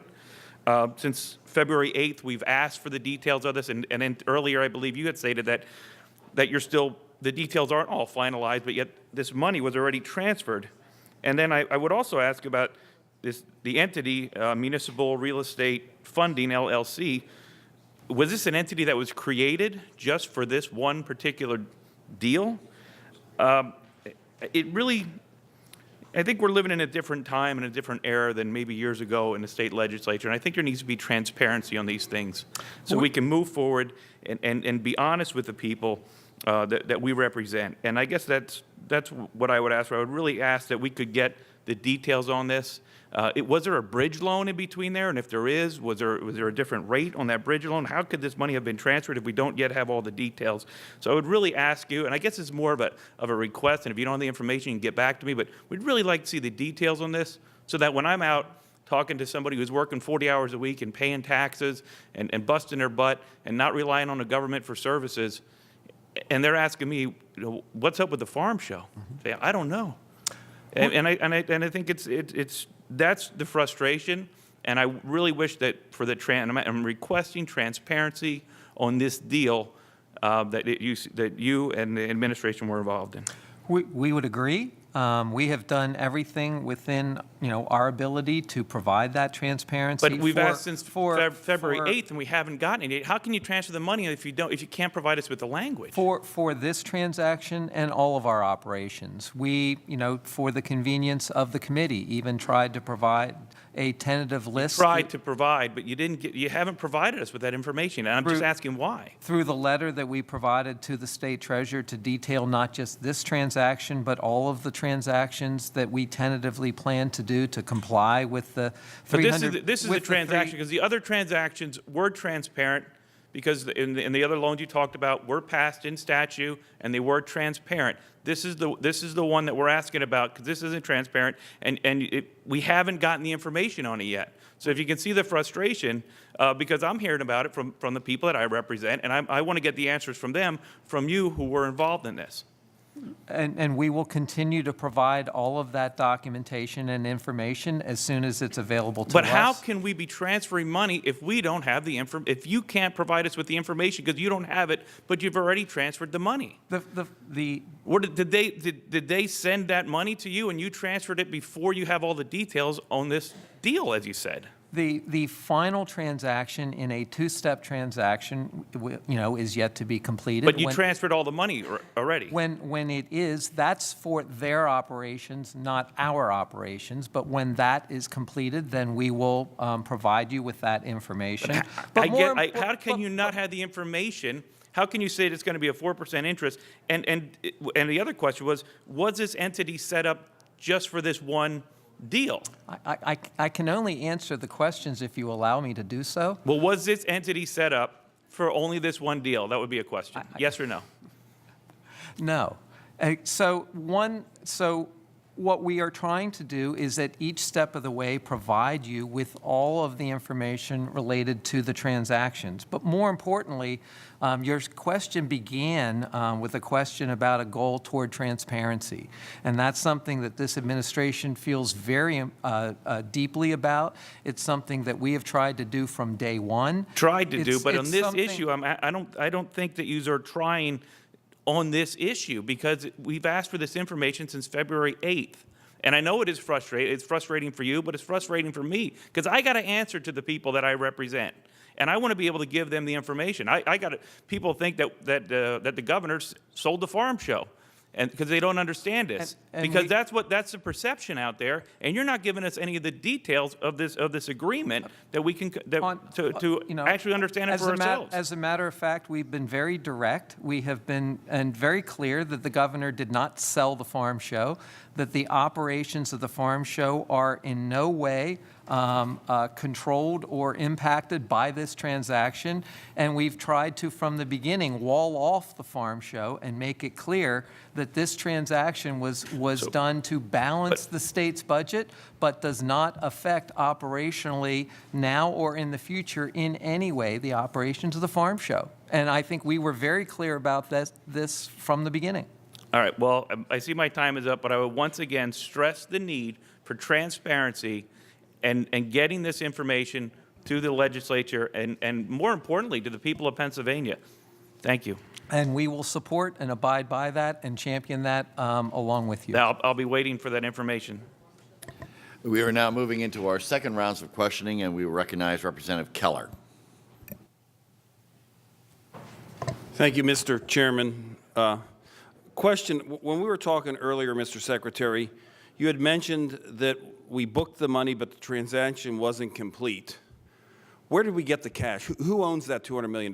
Where did it come from? That is now Commonwealth money. Who paid it? The entity that has the contract. So we have a contract? With them, yes. So we've entered into a contract with them. And we've provided the details to you already. No, that's not what you told me, sir. And you've been evasive, and it's not fair to my constituents or anybody else's constituents in this Commonwealth, including the governor's. Now, here's the point. You told me earlier the contract wasn't done. It was 2 steps. You can't have it both ways. So if we've booked $200 million, who paid the money? Does that belong to Blackford Ventures LLC? Did they pay it? Yes or no? Did they pay the money? Did they give us the money? They've paid the $200 million due to the Commonwealth in January. They paid it. Did we sign a contract with them? Yes, we have a contractual obligation with them. What's the interest rate? What's the interest rate? The interest rate, sir, I want my questions answered. I want to know what the interest rate is on that. I thought we've already put that on the record several times today. We believe it to be just No, north of not believe. What is it? If you signed a contract, you know the interest rate. Again, we believe it to come in, we believe that interest rate to be about 4.3%. No, not believe. What are the people of the Commonwealth going to have to pay over 29 years? I don't go to the bank and sign a mortgage and say, well, I believe it's going to be 4%. I know it's 4%. What's the interest rate? Not believe, what is it? I've answered the question. No, you haven't, sir. You have not. The Secretary's answered this. No, he said he believes. I want to see the document that tells us the interest rate. We will provide the... When? When they complete the final financing of the transaction. When who completes it? Blackford. I have said several times there are 2 steps to this process. We sequenced this because of the 3 debt transactions that we were going to market with in this fiscal Okay, year. I'm going to move on because I'm not going to get an answer out of you on that. You mentioned that we didn't give you direction on what to do with this, which funds to do, so you created this fund. If we were to pass legislation specifically saying which funds to take it from, would you support that legislation and then we not have to enter into this agreement and have the citizens of the Commonwealth pay interest? The agreement is complete. So what we're discussing. Okay, the agreement's complete. What we're Then is there a penalty, an early repayment penalty on the interest? If we were to pay that off this year, would we have to pay all The agreement, the contractual obligation has already been entered into. The agreement is complete. So if we come up with the money, do we have to pay, is there a penalty for early payment of the debt? Again, that obligation has already been entered into. Okay, if we repay it, is there a penalty for early repayment? Yes or no? It should be in the contract. We can't, again, that contract, that agreement is already in place. Those are decisions we made to balance this year's budget. Okay. Where we need to focus is how we're going to balance if we next repay, year's budget. if I take out a mortgage, it tells me whether or not I am going to have a penalty if I pay it early. If the Commonwealth pays this debt early, is there a penalty? I don't believe, or I'm not aware that there is a provision in the contract that allows for an early repayment or allows the contract and agreement to be rescinded. We're not rescinding it. We're going to pay it early. We entered into the contract. Is the interest guaranteed? It is not a mortgage. It is a contract. And again, so did we guarantee the interest? Did we guarantee him that much money? Yes. Regardless of when we pay it? Yes, they are. So regardless of when we pay that bill, regardless of when we pay the bill, we have to pay the interest. The debt schedule was already provided to you in assumed annual payments for the 29-year duration of the contract. So if we pay it early, we're still on the hook for the guaranteed interest? We're on. That's a yes or no? Yes, as any obligation that we enter into. So in other words, the governor did this because we didn't give him specifically instructions on how to do every part of his job. I don't know how the man ran a business, quite frankly. We told him take special funds and then you go and create one. We did this in lieu of a severance tax. No, that's bull. bull. We would have much preferred to adopt a severance tax. You'd much prefer to increase income tax. You'd much prefer to do everything else rather than manage the resources you already have. We do not have a revenue problem here. We have a spending problem. We have not gotten answers even on a simple contract that you say is in place. You believe there's an interest rate. You can't sit here and tell me. Where's the transparency this governor campaigned on and is campaigning on now? It's nowhere. Thank you. I would only observe that the general fund budget that we adopted for the current fiscal year was passed in this chamber with an overwhelming majority and an overwhelming majority, I believe, of your caucus. We'll move on to Representative James.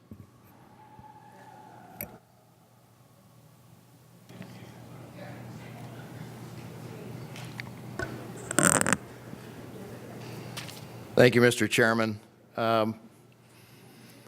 In response to one of my previous questions, you indicated you didn't want to engage in semantics, which certainly I don't either. And we're trying to get to the bottom of this financing agreement on the farm show, or the farm complex. I'd like to read a quote from the Constitution. The state constitution of Pennsylvania defines debt as the issued and outstanding obligations of the Commonwealth and shall include obligations of its agencies or authorities to the extent they are to be repaid from lease rentals or other charges payable directly or indirectly from revenues of the Commonwealth. So how can it be said at this point that the repayment requirements do not constitute constitutional debt?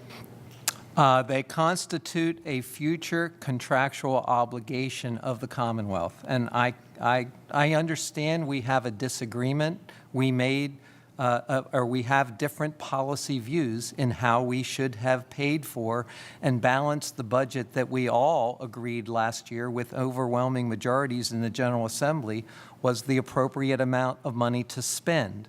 We would have preferred to adopt a severance tax. That was clearly our preferred alternative. That was not the decision of the General Assembly.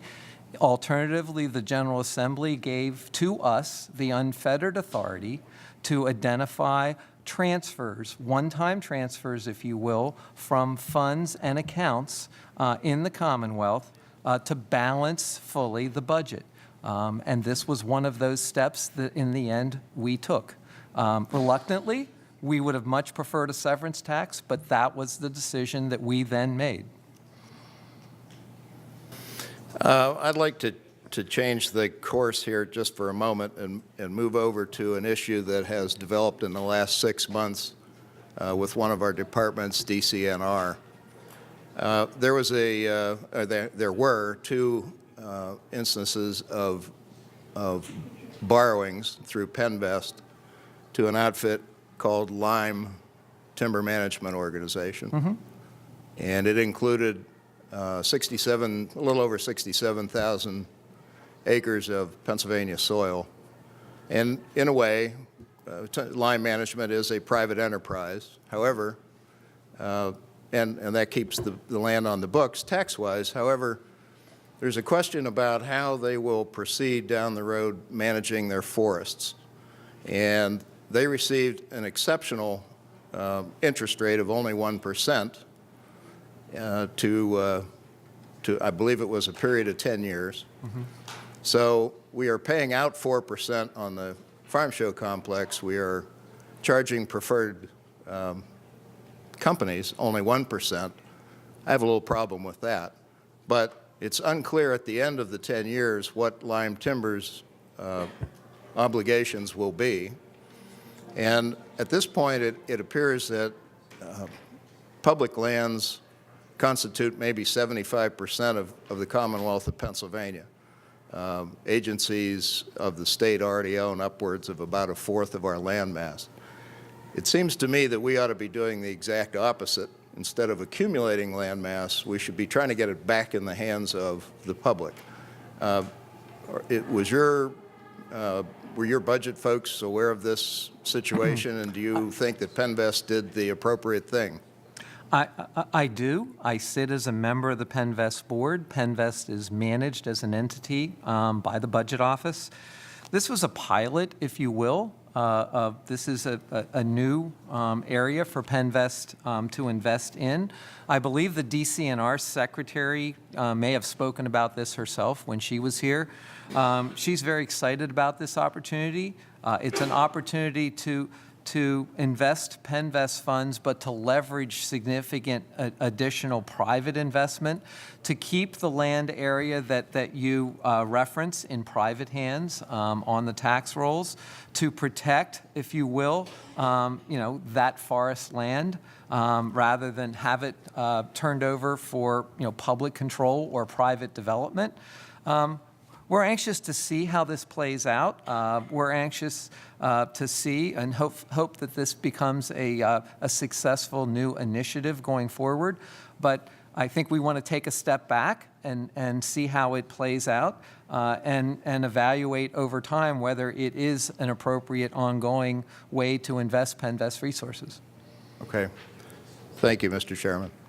Thank you. Representative Brad Roy.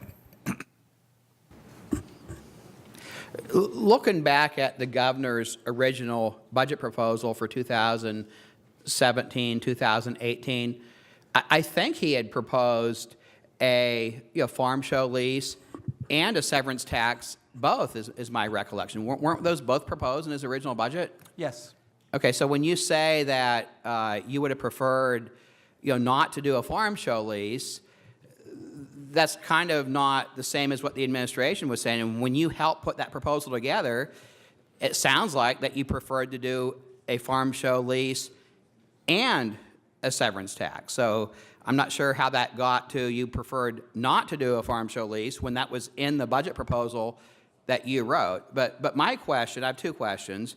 One, do you think the Governor Wolf, will either sign the main budget bill this year, the general appropriations bill, if he agrees with it, or veto the main budget bill, the general appropriations bill, if he disagrees with it? Because of the enacted budgets since Governor Wolf became governor, he did not sign or veto the final budget in 2015, he didn't sign or veto the final budget in 2016, and he didn't sign or veto the final budget in 2017. If my recollection is correct, He's never signed a budget. I mean, he says he increased funding for schools, he increased funding for all these other things, but he's never actually signed a general appropriations bill. Do you think he'll actually sign it this year if he agrees with it?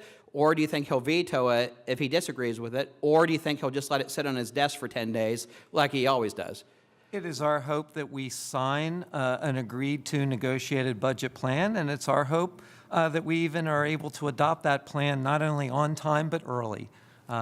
We just met earlier this week with the 4 appropriation chairs. We've set a course to possibly get a budget done, again, not just on time but early, and it's our hope to work with the General Assembly to accomplish that this year. Well, I hope that happens because, a lot of the public, they expect legislators to vote yes on bills that we agree with and vote no on bills we disagree with. And I think they expect a governor to sign a general appropriations bill he agrees with, or if he doesn't agree with the general appropriations bill, they expect him to veto it. Very, very few people would expect a governor just to let a bill sit on his desk for 10 days collecting dust. As far as negotiations and agreed-to budgets and things like that, was the governor involved with the budget negotiations last year? The governor, for the administration, the governor is involved and directs our side of the process. As I've said earlier today, and as I try to say often, we often focus on the discord. We focus on the areas that we disagree about. We prefer to focus on what the end product is and the results, positive as they may be, of those actions. I apologize that they don't give us that much time to ask questions. Well, as far as like the budget negotiations last year, did the governor go to budget negotiation sessions last year? The final budget agreements and at the key moments of decision, most often it was trips of your leadership to his office and personal conversations with him. Frankly, to divulge all information, those are conversations that sometimes he alone has. Right. But he ultimately, for the administration, decides budget policy for our Commonwealth. Now, like when there's budget meetings, when people like the Speaker is present or the Appropriations Chair of the House or the Majority Leader, people like that, is the governor usually present at 100% of those types of meetings, or 50% or 25%? How many of those does he actually attend usually? The governor, as you might expect a chief executive to be, is the closer. So ultimately, when the final decisions are made, when the final agreements, when the handshakes take place, they normally take place in his office. So he skipped most of the other meetings, the high-level meetings? The governor doesn't skip anything. It sounds like he does. He is physically present when that's appropriate. When it's appropriate for staff to do work at his direction, then that's how it's carried out. So in a lot of these budget meetings, if the senior leadership staff from the senior leaders from the House and the senior leaders from the Senate are present, the governor's not present also? You're present, or some other staff person's present? But budget negotiations involve many different interactions, shuttle diplomacy, if you will, conversations that the 2 Republican caucuses may have that don't include any Democratic members of the General Assembly or the administration. They may be mix and match, any combination, to throughout the budget season, get to a consensus, find common agreement. Conversation meetings are necessary in many different ways through many different theaters. It's tough work, and the governor often, to his own staff tells us, compromise, particularly in times of divided government, is difficult. But it's compromise that we need to engage in to get to a final and productive for the Commonwealth result. All right. Well, thank you for your vague answer, sir. Thank you. Representative Delosier. Thank you, Mr. Speaker. I just have some follow-up questions on 2 of the issues that you had hit on real quick. We had talked a little bit about the work requirement with House Bill 59 that did not go through, but just the issue in and unto itself, you had mentioned that it was, in your opinion, that it was bad public policy with the work requirement. But we have the work requirement for SNAP and TANF as well. And in talking to the DHS secretary, she had said that there's about 900,000 people in Pennsylvania that are on medical assistants, and about half of them work, have a job, and I'm talking about able-bodied, so nothing to do with anybody that has a disability or anything like that. So what I'm just trying to get an understanding of is you had said that you felt that it was bad public policy. Why is that if we also do a requirement for two other of the services? The couple things I said, again, to recap, first and foremost, we don't want to take away health care benefits from anyone. In fact, we want to do everything we can to continue to provide quality health care to everyone, all residents of the Commonwealth. So particularly any work search or work requirements attached to the receipt of quality health care is not what we believe to be the appropriate public policy if there would be punitive steps to deny people of that health Okay, care. but I understand that, but can I just say, I'm sorry, I do have a short time frame. So we understand that you feel it's you don't want to take health benefits away, and we don't want to do that either because we want a healthy Pennsylvania. But I guess what I'm trying to, public policy wise, the governor does support the We Can movement with the ID, those with intellectual disabilities, and we agree on that. We wholeheartedly want them to have that pride in themselves to be able to be in the workforce. So I guess those two policies to me kind of clash in the sense that we want them and we're encouraging businesses to hire those with disabilities. But then we have also, on another side, we have able-bodied individuals that we don't have that push for. So to me, those two public policies are clashing in what our objective is, to have folks in the workplace and have pride in themselves. We already, spend significant dollars and take significant steps each year to work, with public assistance recipients to help transition them to the workforce. We certainly want to continue and improve those efforts as we go forward. You were asking, I thought, specifically about the governor and his veto of the language and legislation that was included last year. And I think I've already explained why we thought that was not appropriate public policy. No, absolutely. But like I said, there are two public policies that are proposed by the administration, but they seem to kind of go at different directions. But and one last question I have, as you had mentioned in the conversations with the lease, quickly, just yes or no, will they, or I guess this isn't a yes or no, but the legal interest that that MRE will have, since it's a contract, will they have ownership in the farm show? No. Okay, well, there it was. It wasn't yes or no. Okay, thank you. So they will not have ownership. So, but if it's a leaseback, will they be a leaseor or a leasee in the contract? They will be a contract that we have a contractual obligation with them. No, I understand that because it's a contract in and of itself because we have the 29-year payment. So, but will they have the will they be leasing the space in the farm show? They are not leasing space in the farm show. We've tried to wall off so that they have no operational control over the operations of the farm show. Okay. There is a contractual obligation for which they've already paid the Commonwealth a $200 million payment, and we have a contractual responsibility to repay over a period of 29 years. Okay, so their only obligation in this contract is simply to receive the interest payment and provide the $200 million up front, correct? Is that my understanding? They have already satisfied their obligation. No, I understand that. I totally transfer the understand money that. to us. Right. And now we have the ongoing contractual obligation to, over the course of 29 years, pay, make annual payments to them. Okay, so what they get out of it is simply the interest. Okay, thank you very much. Representative Dunbar. Thank you, Mr. Chairman. Good afternoon. I haven't looked at my watch, but It's after. maybe we have gotten there. Okay. We have. Again, going back to some conversations we've had in the last couple of weeks with Secretary Rivera, we had some discussions about educational access programs. And I was kind of curious as to a line item that it was sitting about $7-8 million a couple of years ago, and we increased it in 16-17 to $23 million to cover a $14 million payment to Erie. Right. I was kind of curious as to why the governor's proposal had it still at $23 million if we don't have to pay Erie anymore. I thought it was an area that we could actually look to save some dollars. This is an area, and where that final appropriation lands is probably an unknown at this point as we begin to engage in conversations.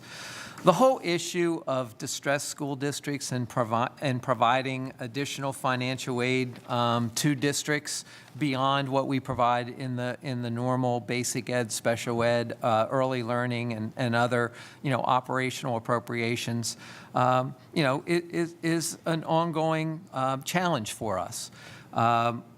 Part of the reason, and in large part why we have prioritized it with tight budgets as they are, increasing the basic ed and special education spend over the last couple years, and why that's been such a priority is that we still do think we need to make significant forward steps to fully provide for an equitable and adequate school funding system.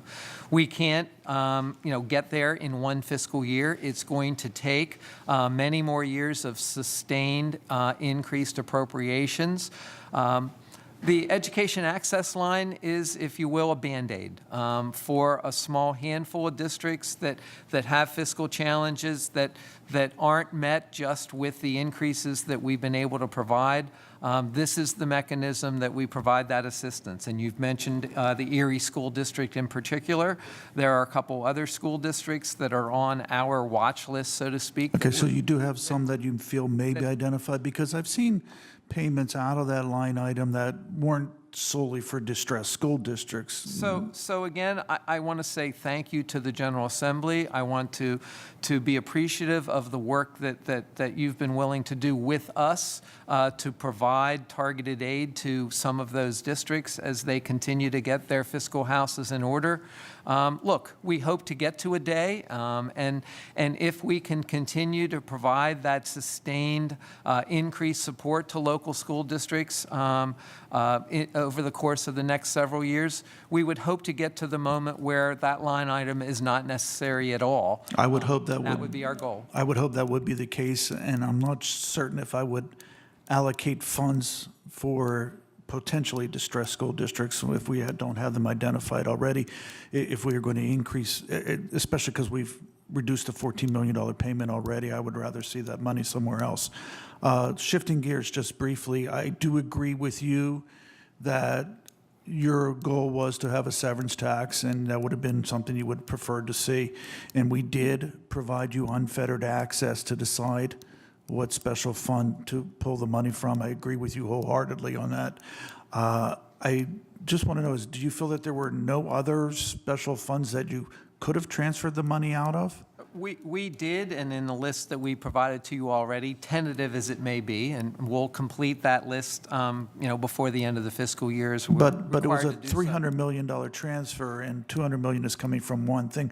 There was a lot of other funds there. I'm just curious as to, even going forward, do you have no interest in looking at these special funds? We will continue to monitor those special funds. We have done where we think surplus revenue exists, transfers in the past. I think it's also important to make a distinction here between excess or surplus revenue available in those funds beyond the obligations to fully fund the special purposes that were already established for those funds. Now, we can have a conversation about maybe wanting to redirect spend in the future that was intended for that designated purpose and redirect it for the general fund or some other purpose. But that's not what we were talking about here for the current fiscal year. We were talking about actual surplus funds that were available that were not necessary to maybe meet the obligations of whatever special purpose was already prescribed, within those dollars, and the basis for which the revenue was collected to support those special funds. Because I do know we spent a great deal of time pouring through all these different special funds, and although I wasn't a huge supporter of the idea of the $1.2 billion, we've had that discussion in the past, I do feel there may have been alternatives other than where we landed. So. I just think from a blanket policy perspective going forward, to the extent we can, we want to continue the fiscal progress that we've been making. We want to restore or rely, as we go forward to balance each year's budget with real recurring revenue. And that's the real and the right answer. We've made substantial progress toward that goal, and hopefully that progress continues. So in future fiscal years, we don't have to have this kind of conversation. And I won't disagree with you, but I will say this, that I believe there's two sides to that equation, that you do need recurring revenues, but also you could always look at evaluating your cost structure and where you're spending dollars as well. That's absolutely, we agree with that. We want to work with you to, again, continue to make progress in that area. You know, the $2 billion in the current fiscal year speaks for itself, but look, that's an ongoing effort that we need to be good partners with you to continue to make progress on. Thank you, Secretary. Thank you. Representative Heffley.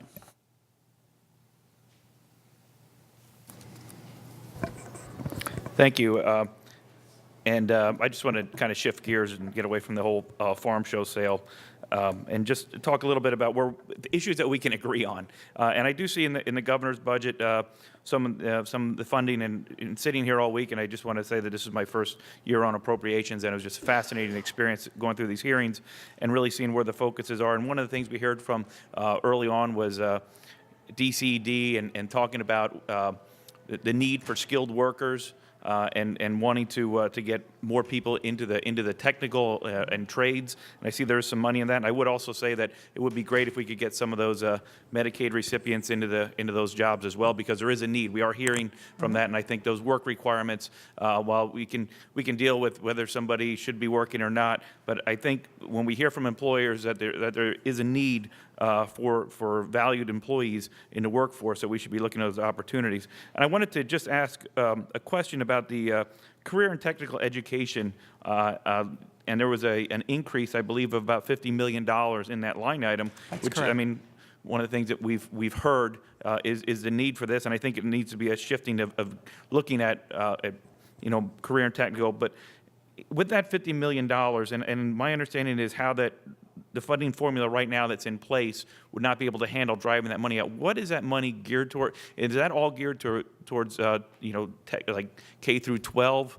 or is this money looking at doing anything else? Because historically in that line item, it was all geared towards like high school technical education. All right, there is a $10 million recommended funding increase through the formula to distribute funds to career technology centers throughout the Commonwealth that operate at the secondary level. We certainly agree with some of the targeted audiences, if you will, that we want to direct some of these training resources to. I would add to that list, and again, part of the governor's listening tour, the Middle Class Task Force effort that was completed last fall. Would certainly want to target these resources in some ways too, to assist offenders coming out of state and local institutions, to help them find real careers and end the recidivism cycle of returning to prison. So I guess then I would just ask a question. I mean, so you're saying that taking out the $10 million, that $40 million would be geared towards educating people that were incarcerated as they come out? I mean, I'm all for retraining and getting people out there, but I guess my concern is when we see these increases, is that money being driven out through the formulas, that it's going to be impactful and that we're going to see that spread out throughout the Commonwealth and not for one particular program in one particular area. Because I can tell you that, I mean, the kids that are coming out of career and tech schools out of high school are getting really good paying jobs, and I'd like to see that emphasis. So I want to see if that money is going in there. I'd like to see exactly how that's focused to be driven out. Well, the $10 million that's directed through the formula is in addition to the $50 million that I talked about for PA Smart. It's at all levels. To answer the earlier question about where those funds would be focused, I talked already, I think, earlier about wanting to target at least $10 million of these resources to higher education providers, principally our community college network. We want this more than anything to be a work in progress with the General Assembly, to work with you to figure out the most advantageous ways to direct these resources, to make them, to make sure they're tailored to actual workforce needs, consistent with real jobs and initiatives to grow employment here in the Commonwealth. And I would welcome, particularly given your interest, specific recommendations you would have from you and your caucus and your leadership on the best ways to prioritize these investments. Okay, I guess to follow up on what you had said there, so, I mean, I'm all for community colleges, and I see that in that line item was level fund, and there was a slight increase in the transfers to the capital fund for community colleges. So why would that money be put in the career and technical education line for community? You're saying that some of that would go towards community colleges? I mean, I think there's some collaboration, and I'm a huge supporter of the community college and the technical schools and collaboration, and I see my time's almost up, but I would like to kind of expand upon that going forward so we can direct the resources to where young people are going to be able to get a solid education that's going to provide them with a really good job. So to be fair to you and your time, let me just again emphasize we happily want to work with you to do that. Thank you.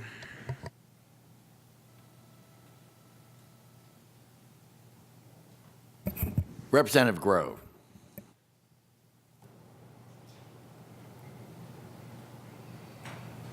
Thank you, Mr. Chairman. Good afternoon, Randy. How are you? Good afternoon, Representative. How are you? Doing well. Rested and ready, I suppose. Yes. Question one. So the governor closed the Capitol yesterday. What was the total cost of that action, both to taxpayers and the economy? I had a tractor-trailer truck that got grounded, could have made it to northeastern Pennsylvania and back before any inclement weather hit, and they couldn't go because of the governor's declaration. So do you know the cost? I would have no idea, about incurred costs for the most part. I don't think there are any, but anecdotally, you've already provided an example of an instance where that may have been the case. We can go try to take a look at that along with, maybe the cost of snow removal efforts, if you will. Well, we didn't have any snow here in the Capitol, so there wasn't any cost to snow removal. I'm just curious of the employees not being here. Yeah, what was that cost? We didn't have snow here in the Capitol. Let's remember we have a workforce that travels. Well, I know, but he closed the Capitol. We were here, but no one else of the executive branch was here, and they could have been in. I mean, it was a 12-hour closure without any snow. But we'll move on. So the plan to sell the farm show, when the bill becomes due, what is the total price tag that's going to be incurred by taxpayers for that? Roughly speaking, about $13.5 million in annual payments over the 29-year lease. How do you plan on paying for that? Pardon? How do you plan on paying for that? Well, that will be, that will have to be funded within the as But we didn't do proposed. it. You did it. How are you funding that? As the proposed. Is it coming out of your budget? There is no cost. Those payments begin in the 1920 fiscal year, not in the 1819 fiscal year. So you're going to pay that out of your budget next year? That will have to be funded ongoing. Are you willing to pay that out of your budget next year? It will have to be funded out of the general fund operating. No. I don't think the taxpayers should be on the hook for your unilateral actions of selling the farm show. Well, we've talked extensively throughout the hearing about the fact that those were not unilateral actions. They were done with statutory I'm pretty authority. sure you did that by yourself. What state law asked you to sell the farm show? And let me correct the record, if I may. There was a question earlier about whether we can undo the transaction. Well, you signed a contract. You're going to get sued now because you unilaterally did it. There is, after 10 years, there is a buyout clause if we want to end the transaction. Are you going to buy it out with your appropriation? That is How about the governor's appropriation? That is a decision that the General Assembly will have to make. Well, it's your decision. You did it. That's a decision. We didn't do it. That's a decision the General Assembly will have to make in 10 years. I'm not. All right, let's move on. I don't want to forecast whether I will be the budget secretary at that point, but I think I will not be. All right. So the recently DHS, I think it was January, did a regulation to increase the MCO assessment, correct? Correct. Where is that money being spent? Because that was an increase. That money will offset the costs of our capitation program going forward so that taxpayers will not have to incur that additional cost. Just MA capitation or throughout all the capitated line items? Is it It's a single medical assistance capitation line item. just that one line item? Okay. And then there's some one-timers you have built in, about $825 million. Is that correct, within the DHS budget? A GRT money sitting there, some other things. Is that correct? There are multiple, a whole array of other, both whether they're federal funds or assessments or other revenue mechanisms to offset the cost of taxpayers. There's some state general one-timers in there. There's a MCO GRT, if I'm not mistaken. Some other ones. Is that accurate within DHS? There is a final year of gross receipts tax payments. Okay. We transitioned to a new system for the MCO assessment away So there's from, hangover, but is that going to a So- specific? so My you're- question is that going to a specific line item or multiple line items? So you are correct in that case that revenue that we will receive in the 18-19 fiscal year won't recur. All right. Final question. Our House leadership, and many of them are on the record, said the current fiscal year budget closed out last year's budget, funds this year's budget, and will fund next year's budget without any new revenue. Do you agree with that assessment?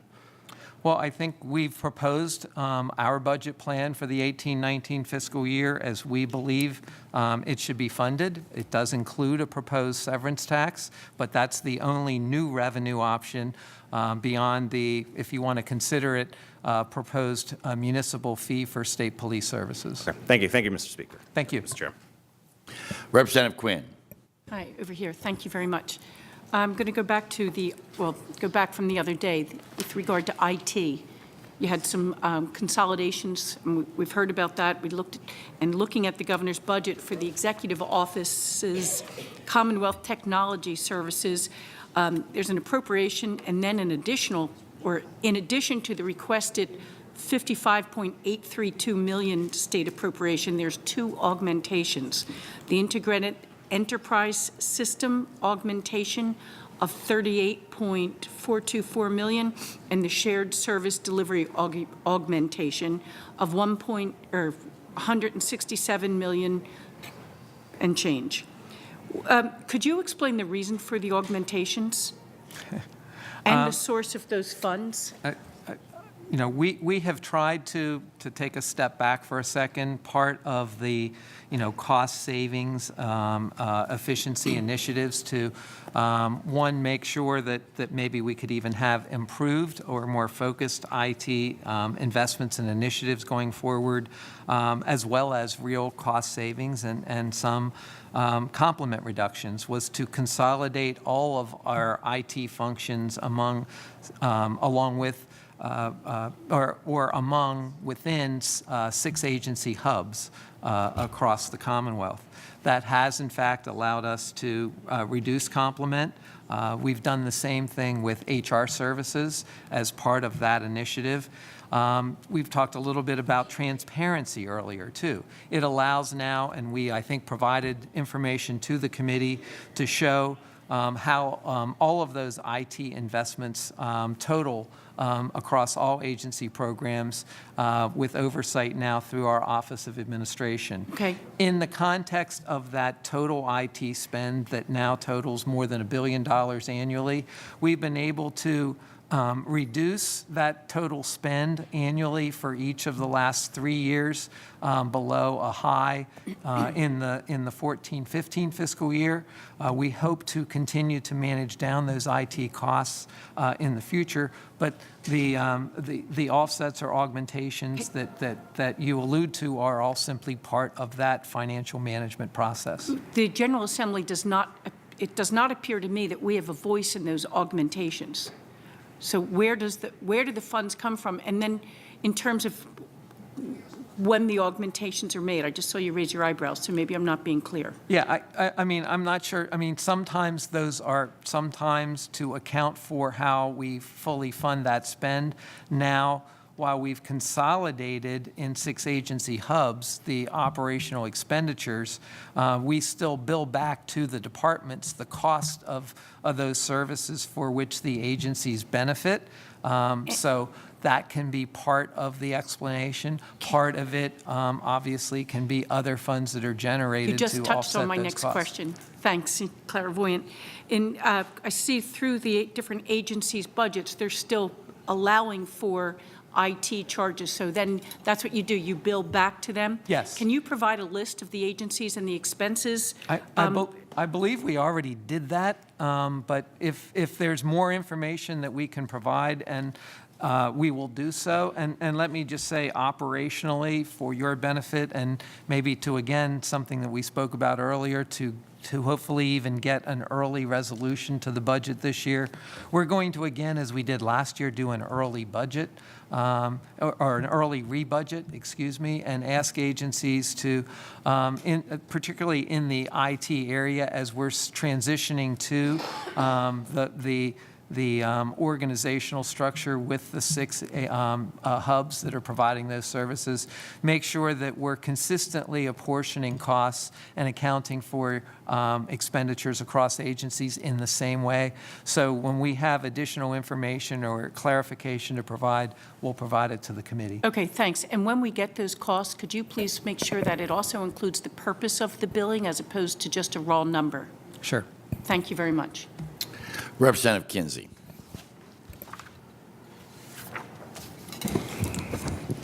Thank you, Mr. Chairman.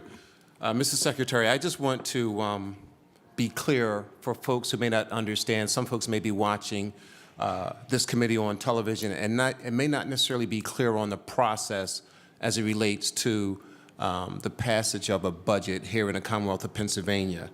So just so that I'm clear, and please, I'm going to ask you to correct me and or add to this.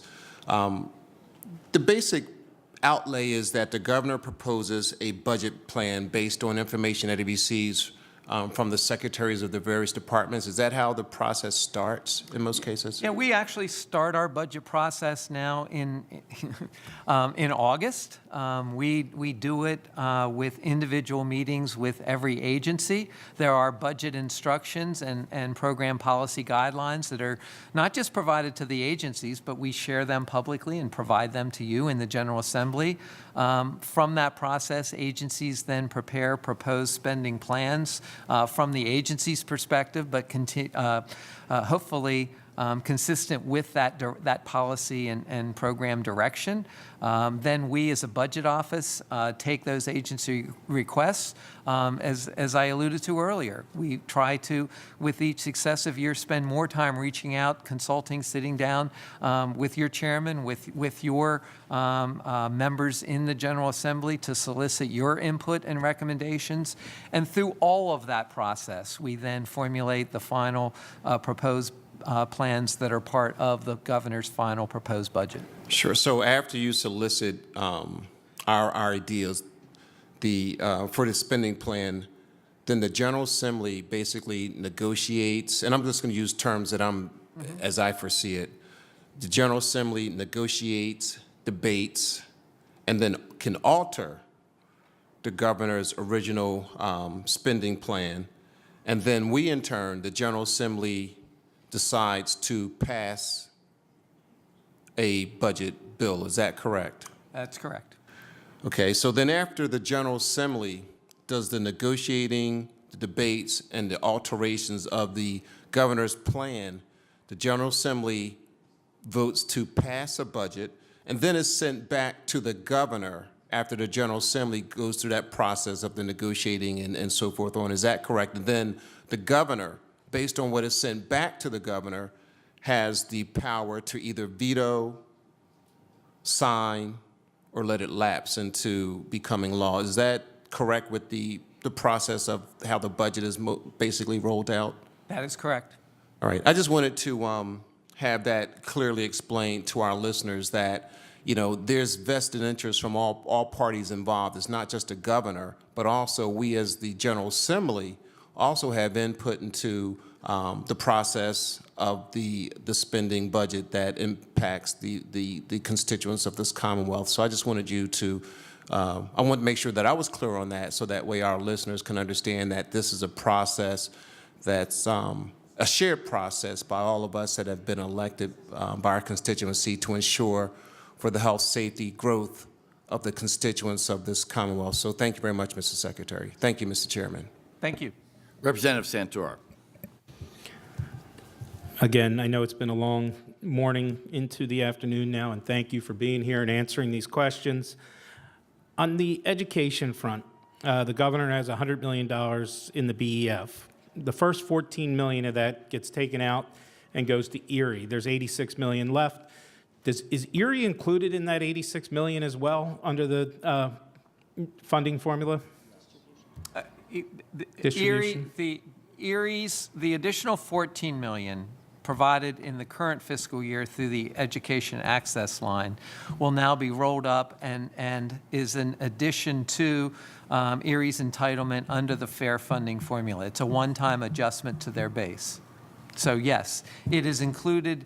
Included in that $100 million increase is the need to fund a $14 million base increase. That's only one time? For the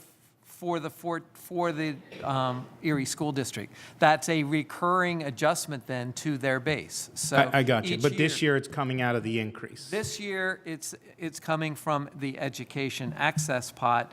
In the 18-19 fiscal year, it'll come directly from the basic education subsidy. And can you explain a little more to me so that I have a better understanding, and my constituents, quite frankly, have an understanding of what this $14 million is for? It literally is necessary to meet the financial obligations for the operations of the school district. They will have to take other steps to, like other distressed school districts, manage their operations effectively in coming years so that they're able to now, with that one-time adjustment, keep their annual expenditures in balance with available revenues.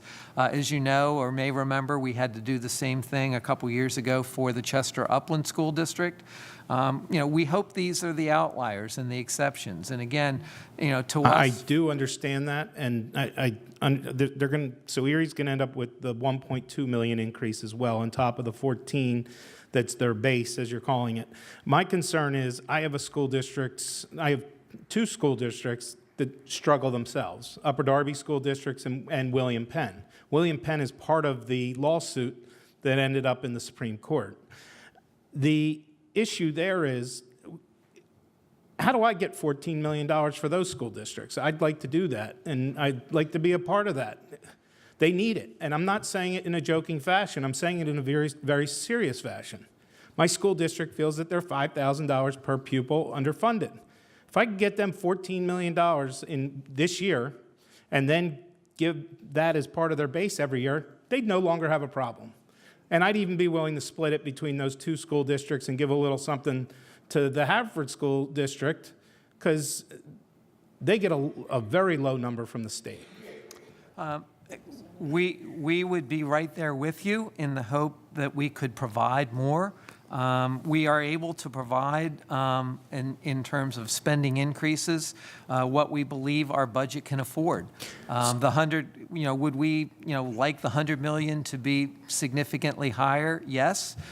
Can we afford, with available revenues, to fully fund that obligation in the proposed budget year? No. But we all ran on and sold the fact, and I know it. We keep talking about the severance tax, and again, I am a supporter of the severance tax. I've actually gone above and beyond. I've done some things to try to get a severance tax to the floor for a vote. And that was originally everybody's campaign ads, $1 billion for education. Is this severance tax going to education? Wholly? Look, you can draw whatever conclusions you want to draw. I get it's going into the general fund and $100 million increase for education, $14 million is going to Erie. My problem is, again, I've got to worry about William Penn, I've got to worry about Upper Darby, as each of these representatives have to worry about their school districts. I have a unique problem. I've got the city of Philadelphia next to me. I've got residents from Philadelphia that go to school in Upper Darby because of court-ordered placements for homeless and for orphans and for custody orders, and they never sleep a day in Upper Darby School District or William Penn. But the taxpayers of those townships and school districts are funding it. I'll leave it at that, and I know you're putting an effort to increase education funding, but I really wish we could take a real look at that and put it where it needs to be. Thank you. And I think all I can do to echo your sentiment is to say that the governor remains committed, above all else, to a continued sustained investment to increase funds for the 500 school districts that we have here in the Commonwealth over the next several years. Thank you. Representative Briggs is next.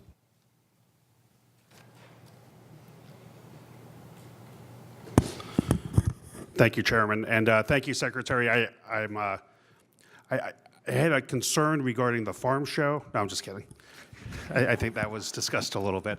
But Representative Santori actually addressed the topic that I wanted to bring up because it seems to be, I think, one of the most important things in this year's budget and in Governor Wolf's 4 years of fighting for education funding. And during the hearing, a couple days ago, there was a lot of talk about rankings and percentages, and one of the numbers is I think we're towards the bottom of the 50 states that contribute to education, which was countering from some comments on the other side that we spend way too much on education and we're at the top of the list. I know property taxes foot a huge amount of the bill, and I've for the last 9 years think the state does not do its share towards funding education. Just hopefully in closing, hopefully there's not going to be a third round, but could you discuss a little bit of the challenges the governor's facing regarding these steps that I applaud him in making? I agree with you. I would hope that it would be much larger steps in addressing the inequity in our education funding. But talk a little bit about what you're attempting to do. You know, I think this is the 4th year there's going to be an increase, and the future of that. So we would like to focus on the progress that we've made. In year one, working with the General Assembly, we put in place what we believe to be a fair funding formula. So going forward, if we can find the resources to more adequately invest in that formula, we believe over time we will move to a much more equitable and adequate state funding system. You're right. Currently, when you assess the Pennsylvania system and how we provide funds to local school districts, compared to most states, they are overly reliant upon local resources, local property taxes in particular, and the state's share of those contributions compared to most states is lower. Over time, we hope to be able to make sustained, continued increased investments. Over time, we hope to make progress toward providing a fair, more equitable, and adequate funding system, but we don't believe we're there today. Now, the court is going to have to continue to review. I know there was reference to the William Penn case already. We'll see, based on what the court determines, then how we appropriately have to respond to that. But we as an administration stand committed to, with the resources that we have available, also recognizing that we have to continue and be committed to providing a stable financial future for the Commonwealth and put our financial house in order.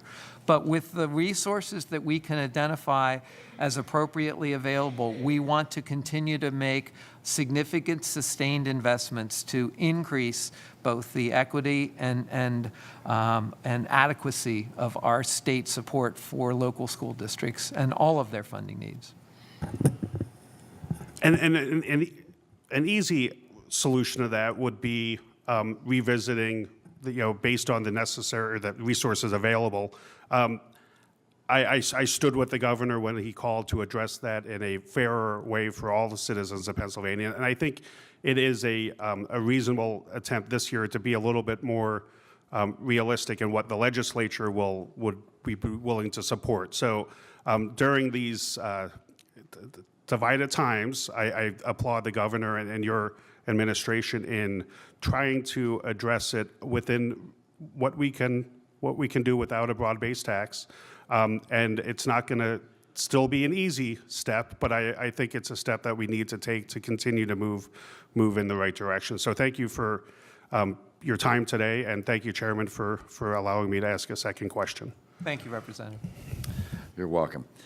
Representative Marcosi. I have a question for Ann. Ann sat there quietly, and Ann Beloga started her career here in the legislature with the Transportation Committee when I was chairman, and moved along with me to Appropriations, and then now with the Budget Secretary. So Ann has had a great career, and I think has a lot of potential here, and will serve the Commonwealth very well, I'm sure, in the future. We talk a lot about debt. I mean, early on in the hearing this morning, it seems like a long time ago now, but I think it was probably about the first half hour, one of the members had asked about potential and debt, and what kind of debt are we looking at here, particularly in their conversations relative to the farm show. And I might remind everybody that last summer, when we were putting the current fiscal year budget together, the AP had the Associated Press had an article in July where the majority leader of the Senate, the Republican leader in the Senate, mentioned that the budget would include $1.3 billion in borrowing from the Tobacco Settlement Fund. And that was followed up in September by another AP article where I'm quoting that the Republicans say that the package relies heavily on borrowing $1 billion against the future revenues from the Pennsylvania share of the multi-state settlement of tobacco fund. So the point is, there's already a lot of borrowing going on. It's just kind of amazes me, and I understand we all want transparency, but we're looking at the farm show, which is $200 million essentially of borrowing, that it pales in comparison to the already accepted amounts of upwards of $1.5 billion in borrowing to make the current year budget work. I just wanted everybody to be reminded of that, that we've gone down this road, and it's one that we have to be very, very careful with it as we move forward. I would also be remiss if I didn't get on my soapbox just a wee little bit about the state police. If you watched the hearing yesterday, I made the comments that the cost of providing state police coverage for areas that do not have their own local police runs north of $240 per person. That was according to our state police commissioner yesterday. They had to figure at $240 and then plus other things that they weren't exact about, but it's north of $240 per person. The governor's proposal is for $25. And I know, coming from an area that every one of my communities has a local police force and struggles to pay for those local police forces. We have budget problems just like everybody else, just like the rural communities do. In fact, I have my hometown of Monroeville has a local police budget of about $12 million per year. And I might actually be, it's probably even a little more than that by now. I haven't looked in the last year or so, but it's about $12 million a year, which is about a third of our budget in the municipality. Not more than about 10 or 15 miles away is a large municipality in Westmoreland County that has actually more people than Monroeville, and they get state police coverage and don't spend anything on local police. That's unfair. That's unfair to any community that struggles to pay for their local police coverage. And I think the fact, and I'll say it again, I said it yesterday, the fact that the governor has said, look, you ought to pay at least $25 towards that 240 plus, that's a heck of a deal. That's a heck of a deal, and I think we need to go, we need to explore that. The chairman indicated he didn't think it would pass this year, and I think he's right. I don't think it will, and I'm not happy about that, but I think reality is reality. Last, let me just make some closing remarks, because we all talked about early when we started here today. This is my last budget go-around. You know, the legislature is designed for compromise. And when we don't compromise, it doesn't work. And people look at the legislature and look at Congress, more than us probably, and say, you know, it's not working. Well, of course it's not working, because nobody wants to compromise. We do more so than they do, I think, but hopefully they're learning their lesson too. But it doesn't work unless we compromise. We all come down here with needs and wants, but when you're here, as long as I've been here, you have to understand that you don't get everything you want, and occasionally you have to give a little to get a little. The more that we get back to that and just, you know, I want it my way, or else I'm not, you know, going to help anybody else, the sooner we get away from that, I think the better off we're all going to be. You know, we have some other people that are leaving. We have some other members that are going to leave or running for other offices. We have some members on both sides of the aisle that are going to be their own chairman. They have enough seniority to be chairman next session, and they're going to leave the Appropriations Committee. They'll still be in the legislature, perhaps, but we're going to have new people, you know, on the committee, and it is not going to be an easy budget next year. And keep in mind, those that get reelected are here for 2 years. And if you get reelected to the Senate, it's going to be 4 years. And my guess is that over those 4 years, there are going to be some very, very, very tough, difficult budgets. And I think the folks in the room here, I know all of you, you're up to it, but it's going to take some compromise. And I'll be somewhere else looking at this, I think, I hope, and I'll still be a part of it. I'll still try to stay in communications, but you've all been like family, and I'm going to miss it all. But it's going to be soon time. I'll be here until the end of November, so I'm not through yet, but nevertheless, it's been a good run, and I want to just thank not only the Secretary and Ann for being here, but all the staff and members, and certainly the chairman, for a wonderful run that I've had here. So thank you very much. Chairman Markosik, I would be remiss if, on behalf of the governor, I and we didn't, you know, recognize you, and with a huge debt of gratitude, thank you for your service. I personally was someone who grew up with a father who never missed a day of school in his life growing up. I believe you're one who has served this General Assembly for several decades and never missed a session day. I think that's a record that we all are wowed by, that we all aspire to emulate whenever possible. Your service has been impeccable, and again, let us simply say thank you. As far as the words of advice going forward, I think they're words that all of us should listen to carefully and try to remember every day when we get up and walk into this building to do our jobs. But most importantly, thank you. Secretary, before we close out, I have a few comments, maybe even some questions as such. I think that I want to start with DHS. The department is, as I expressed to the Secretary, there isn't a hole there that I see coming in the 1920 budget, which is right now currently going to be filled by about $825 million of one-time funds.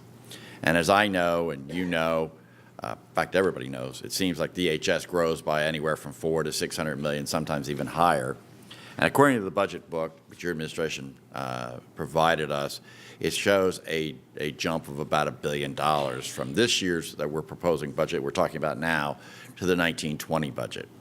And so real concerns over filling that hole in that following year. And I think that has concerns for members of at least my caucus, because we all remember 1991 when the General Assembly and the governor at that time came back here and raise taxes by $3 billion.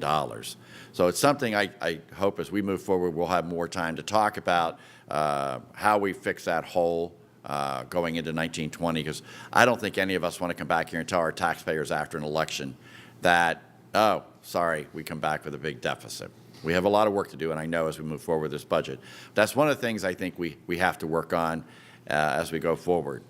The other thing, and this goes to all administrations that I've been very disappointed in, Republicans and Democrats alike, that we just don't seem to get. We reward school districts. You know, Representative Santora talked about this, I think Representative Briggs. School districts mismanage dollars. They mismanage their school district, and we reward them by bailing them out.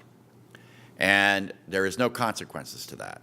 You know, I've seen it in New York City, Chester Upland, Erie, the incompetence in these school districts, and then we at the state bail them out. Why school districts like Upper Darby, which I've actually been in Upper Darby School District and toured it, as well as many other districts with Mayor Nutter and Mayor Kinney in Philadelphia and throughout our Commonwealth over the last several years. School districts who need funding because of any number of things, whether it's due to the fact that we have taken in a lot of Puerto Rican refugees, which is great. We're helping out there as American citizens. We're doing what we can to help everybody, from Texas to Florida. And I think that we're not helping the school districts who've done a good job in managing their dollars and who are trying to promote their children. And I hope that as we move forward, we as a General Assembly and we in the governor's office, of no matter which party occupies that, will understand that we really need to start focusing on those who are working the hardest to do the best for the children, rather than those, and let them figure out how to fix their financial school districts. Not that we don't have a part to play in that.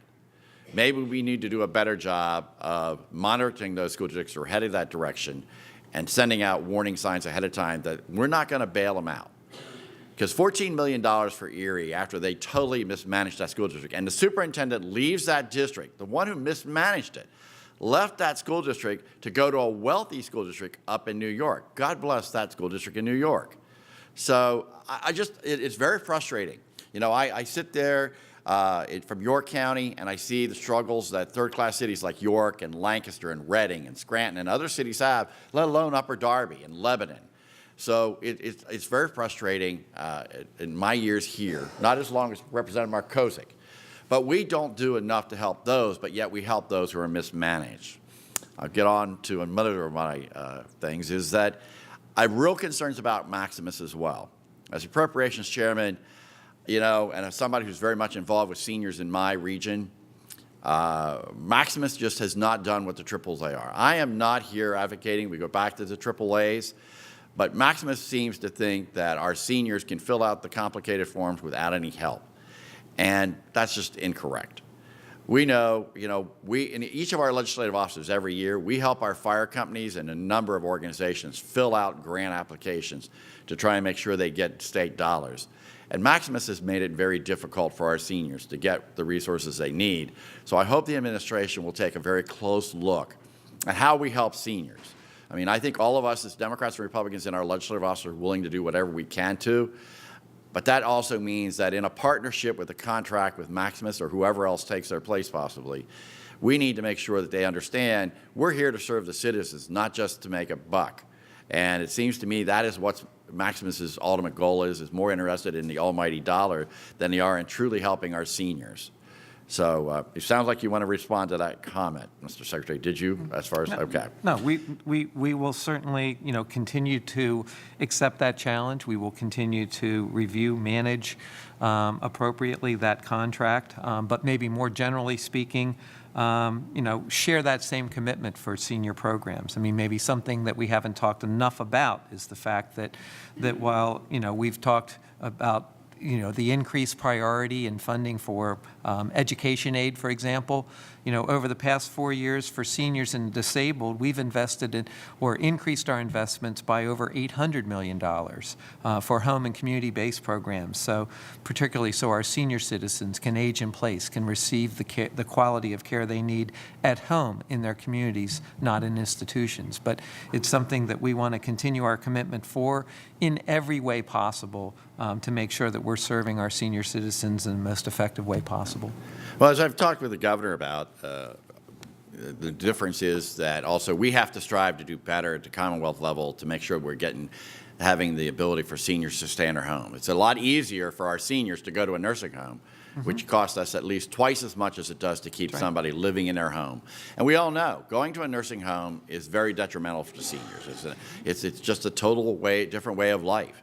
Our seniors stay healthier when they're in their own home, and we need to strive harder in government to make sure that's easier than being able to commit somebody to a nursing home in this Commonwealth, which is costing our state a fortune.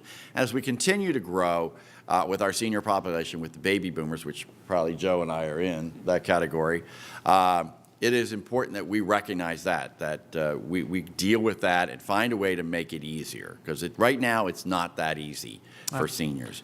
Agreed, and our whole Community Health Choices implementation is an attempt to do that, to try to take steps to right-size our system, so to speak, but also introduce private managed care oversight to our long-term care system and duplicate the success that managed care providers have had and we've enjoyed in our traditional Medicaid population. So again, we share your view and want to see that as a shared goal that we address appropriately going forward. The PlanCon, you and I both serve on that commission. Just clarification. As chairman, I have no interest in putting additional dollars in the current budget for PlanCon. I just want to check on the administration's point of view as far as adding additional dollars for PlanCon. We want to be respectful of the commission's work that has not yet been completed, but we believe that conversation is not about 1819, but rather anything, and I don't want to get ahead of myself in any way, but what our appropriate role should be going forward beginning in the 1920 fiscal year. So you would agree with me that we need to deal with that issue in 1920 and not in the fiscal code or the budget of this year? Yes, our PlanCon commitments, our school funding reimbursements that are part of our proposed budget deal exclusively with the backlog and fully funding our existing obligation. Okay. Well, in closing, Mr. Secretary, you've heard a lot about the financing agreement that the administration entered into. And I know there's a disagreement, but I think, speaking on behalf of my caucus, we feel that nowhere in the fiscal code did the administration have the authority. We know, and I've talked, I believe, with you and the governor and others, that I didn't think it was a good idea. And I think my caucus has demonstrated today they agree with me on that. In that, again, I think when we talk about working together in cooperation, it takes both sides. And I believe that the administration entered into this agreement without a real understanding from the General Assembly, at least my caucus anyway, that this was going to take place. And I think when you do that, you raise a lot of questions about the constitutionality of this loan. I know you have a different opinion than many of my colleagues maybe have, but I do believe that the legislative intent of Act 44 was not to have a loan taken out. We had great discussions over the tobacco. Believe me, we all had great reservations covering that debt of $1.5 billion by borrowing and taking out bonds to cover that debt. But that was, we in the General Assembly and the governor, House Democrats and Republicans and Senate and so forth, came to an agreement on how to cover that debt. I don't believe there was a consensus ever that we would do the lease on the farm show as such. So, the administration, I think, acted on its own there. And again, I believe that is something that, in the end, this General Assembly and even future administrations will deeply regret doing, because a $200 million loan, and that's the way this chairman sees it, was not agreed to. Well, I will just say for the record that we agree that the $1.5 billion securitization of the Tobacco Settlement Fund, the $412 million in PlanCon borrowing, the $200 million from the farm show transaction are all one-time and debt approaches to be meeting what really are general fund obligations. Now, part of that is, or the bulk of that is one-time. I admit or acknowledge that the $1.5 billion of the prior year deficit is essentially, if we put our fiscal house in order, a one-time occurrence. And the fact of the matter is that layered on top of the $2 billion in real budget savings that were enacted as part of the current year budget, the combined real recurring revenue from the revenue packages that were put in place in the current year and the prior year, and providing an additional and new recurring $1 billion annually going forward, cumulatively make that borrowing, we believe, responsible and allow us to have taken major steps to deal with and remove much of the fiscal imbalance, if you will, or structural deficit that we faced.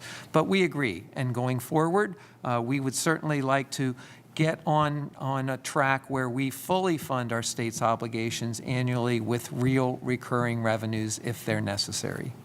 Again, I think that the members of the General Assembly felt that the $300 million in fund transfers would come from the existing funds, not from a farm show lease. But with that, I will like to thank both Republicans and Democratic members of the Appropriations Committee for their 3 weeks of dedication.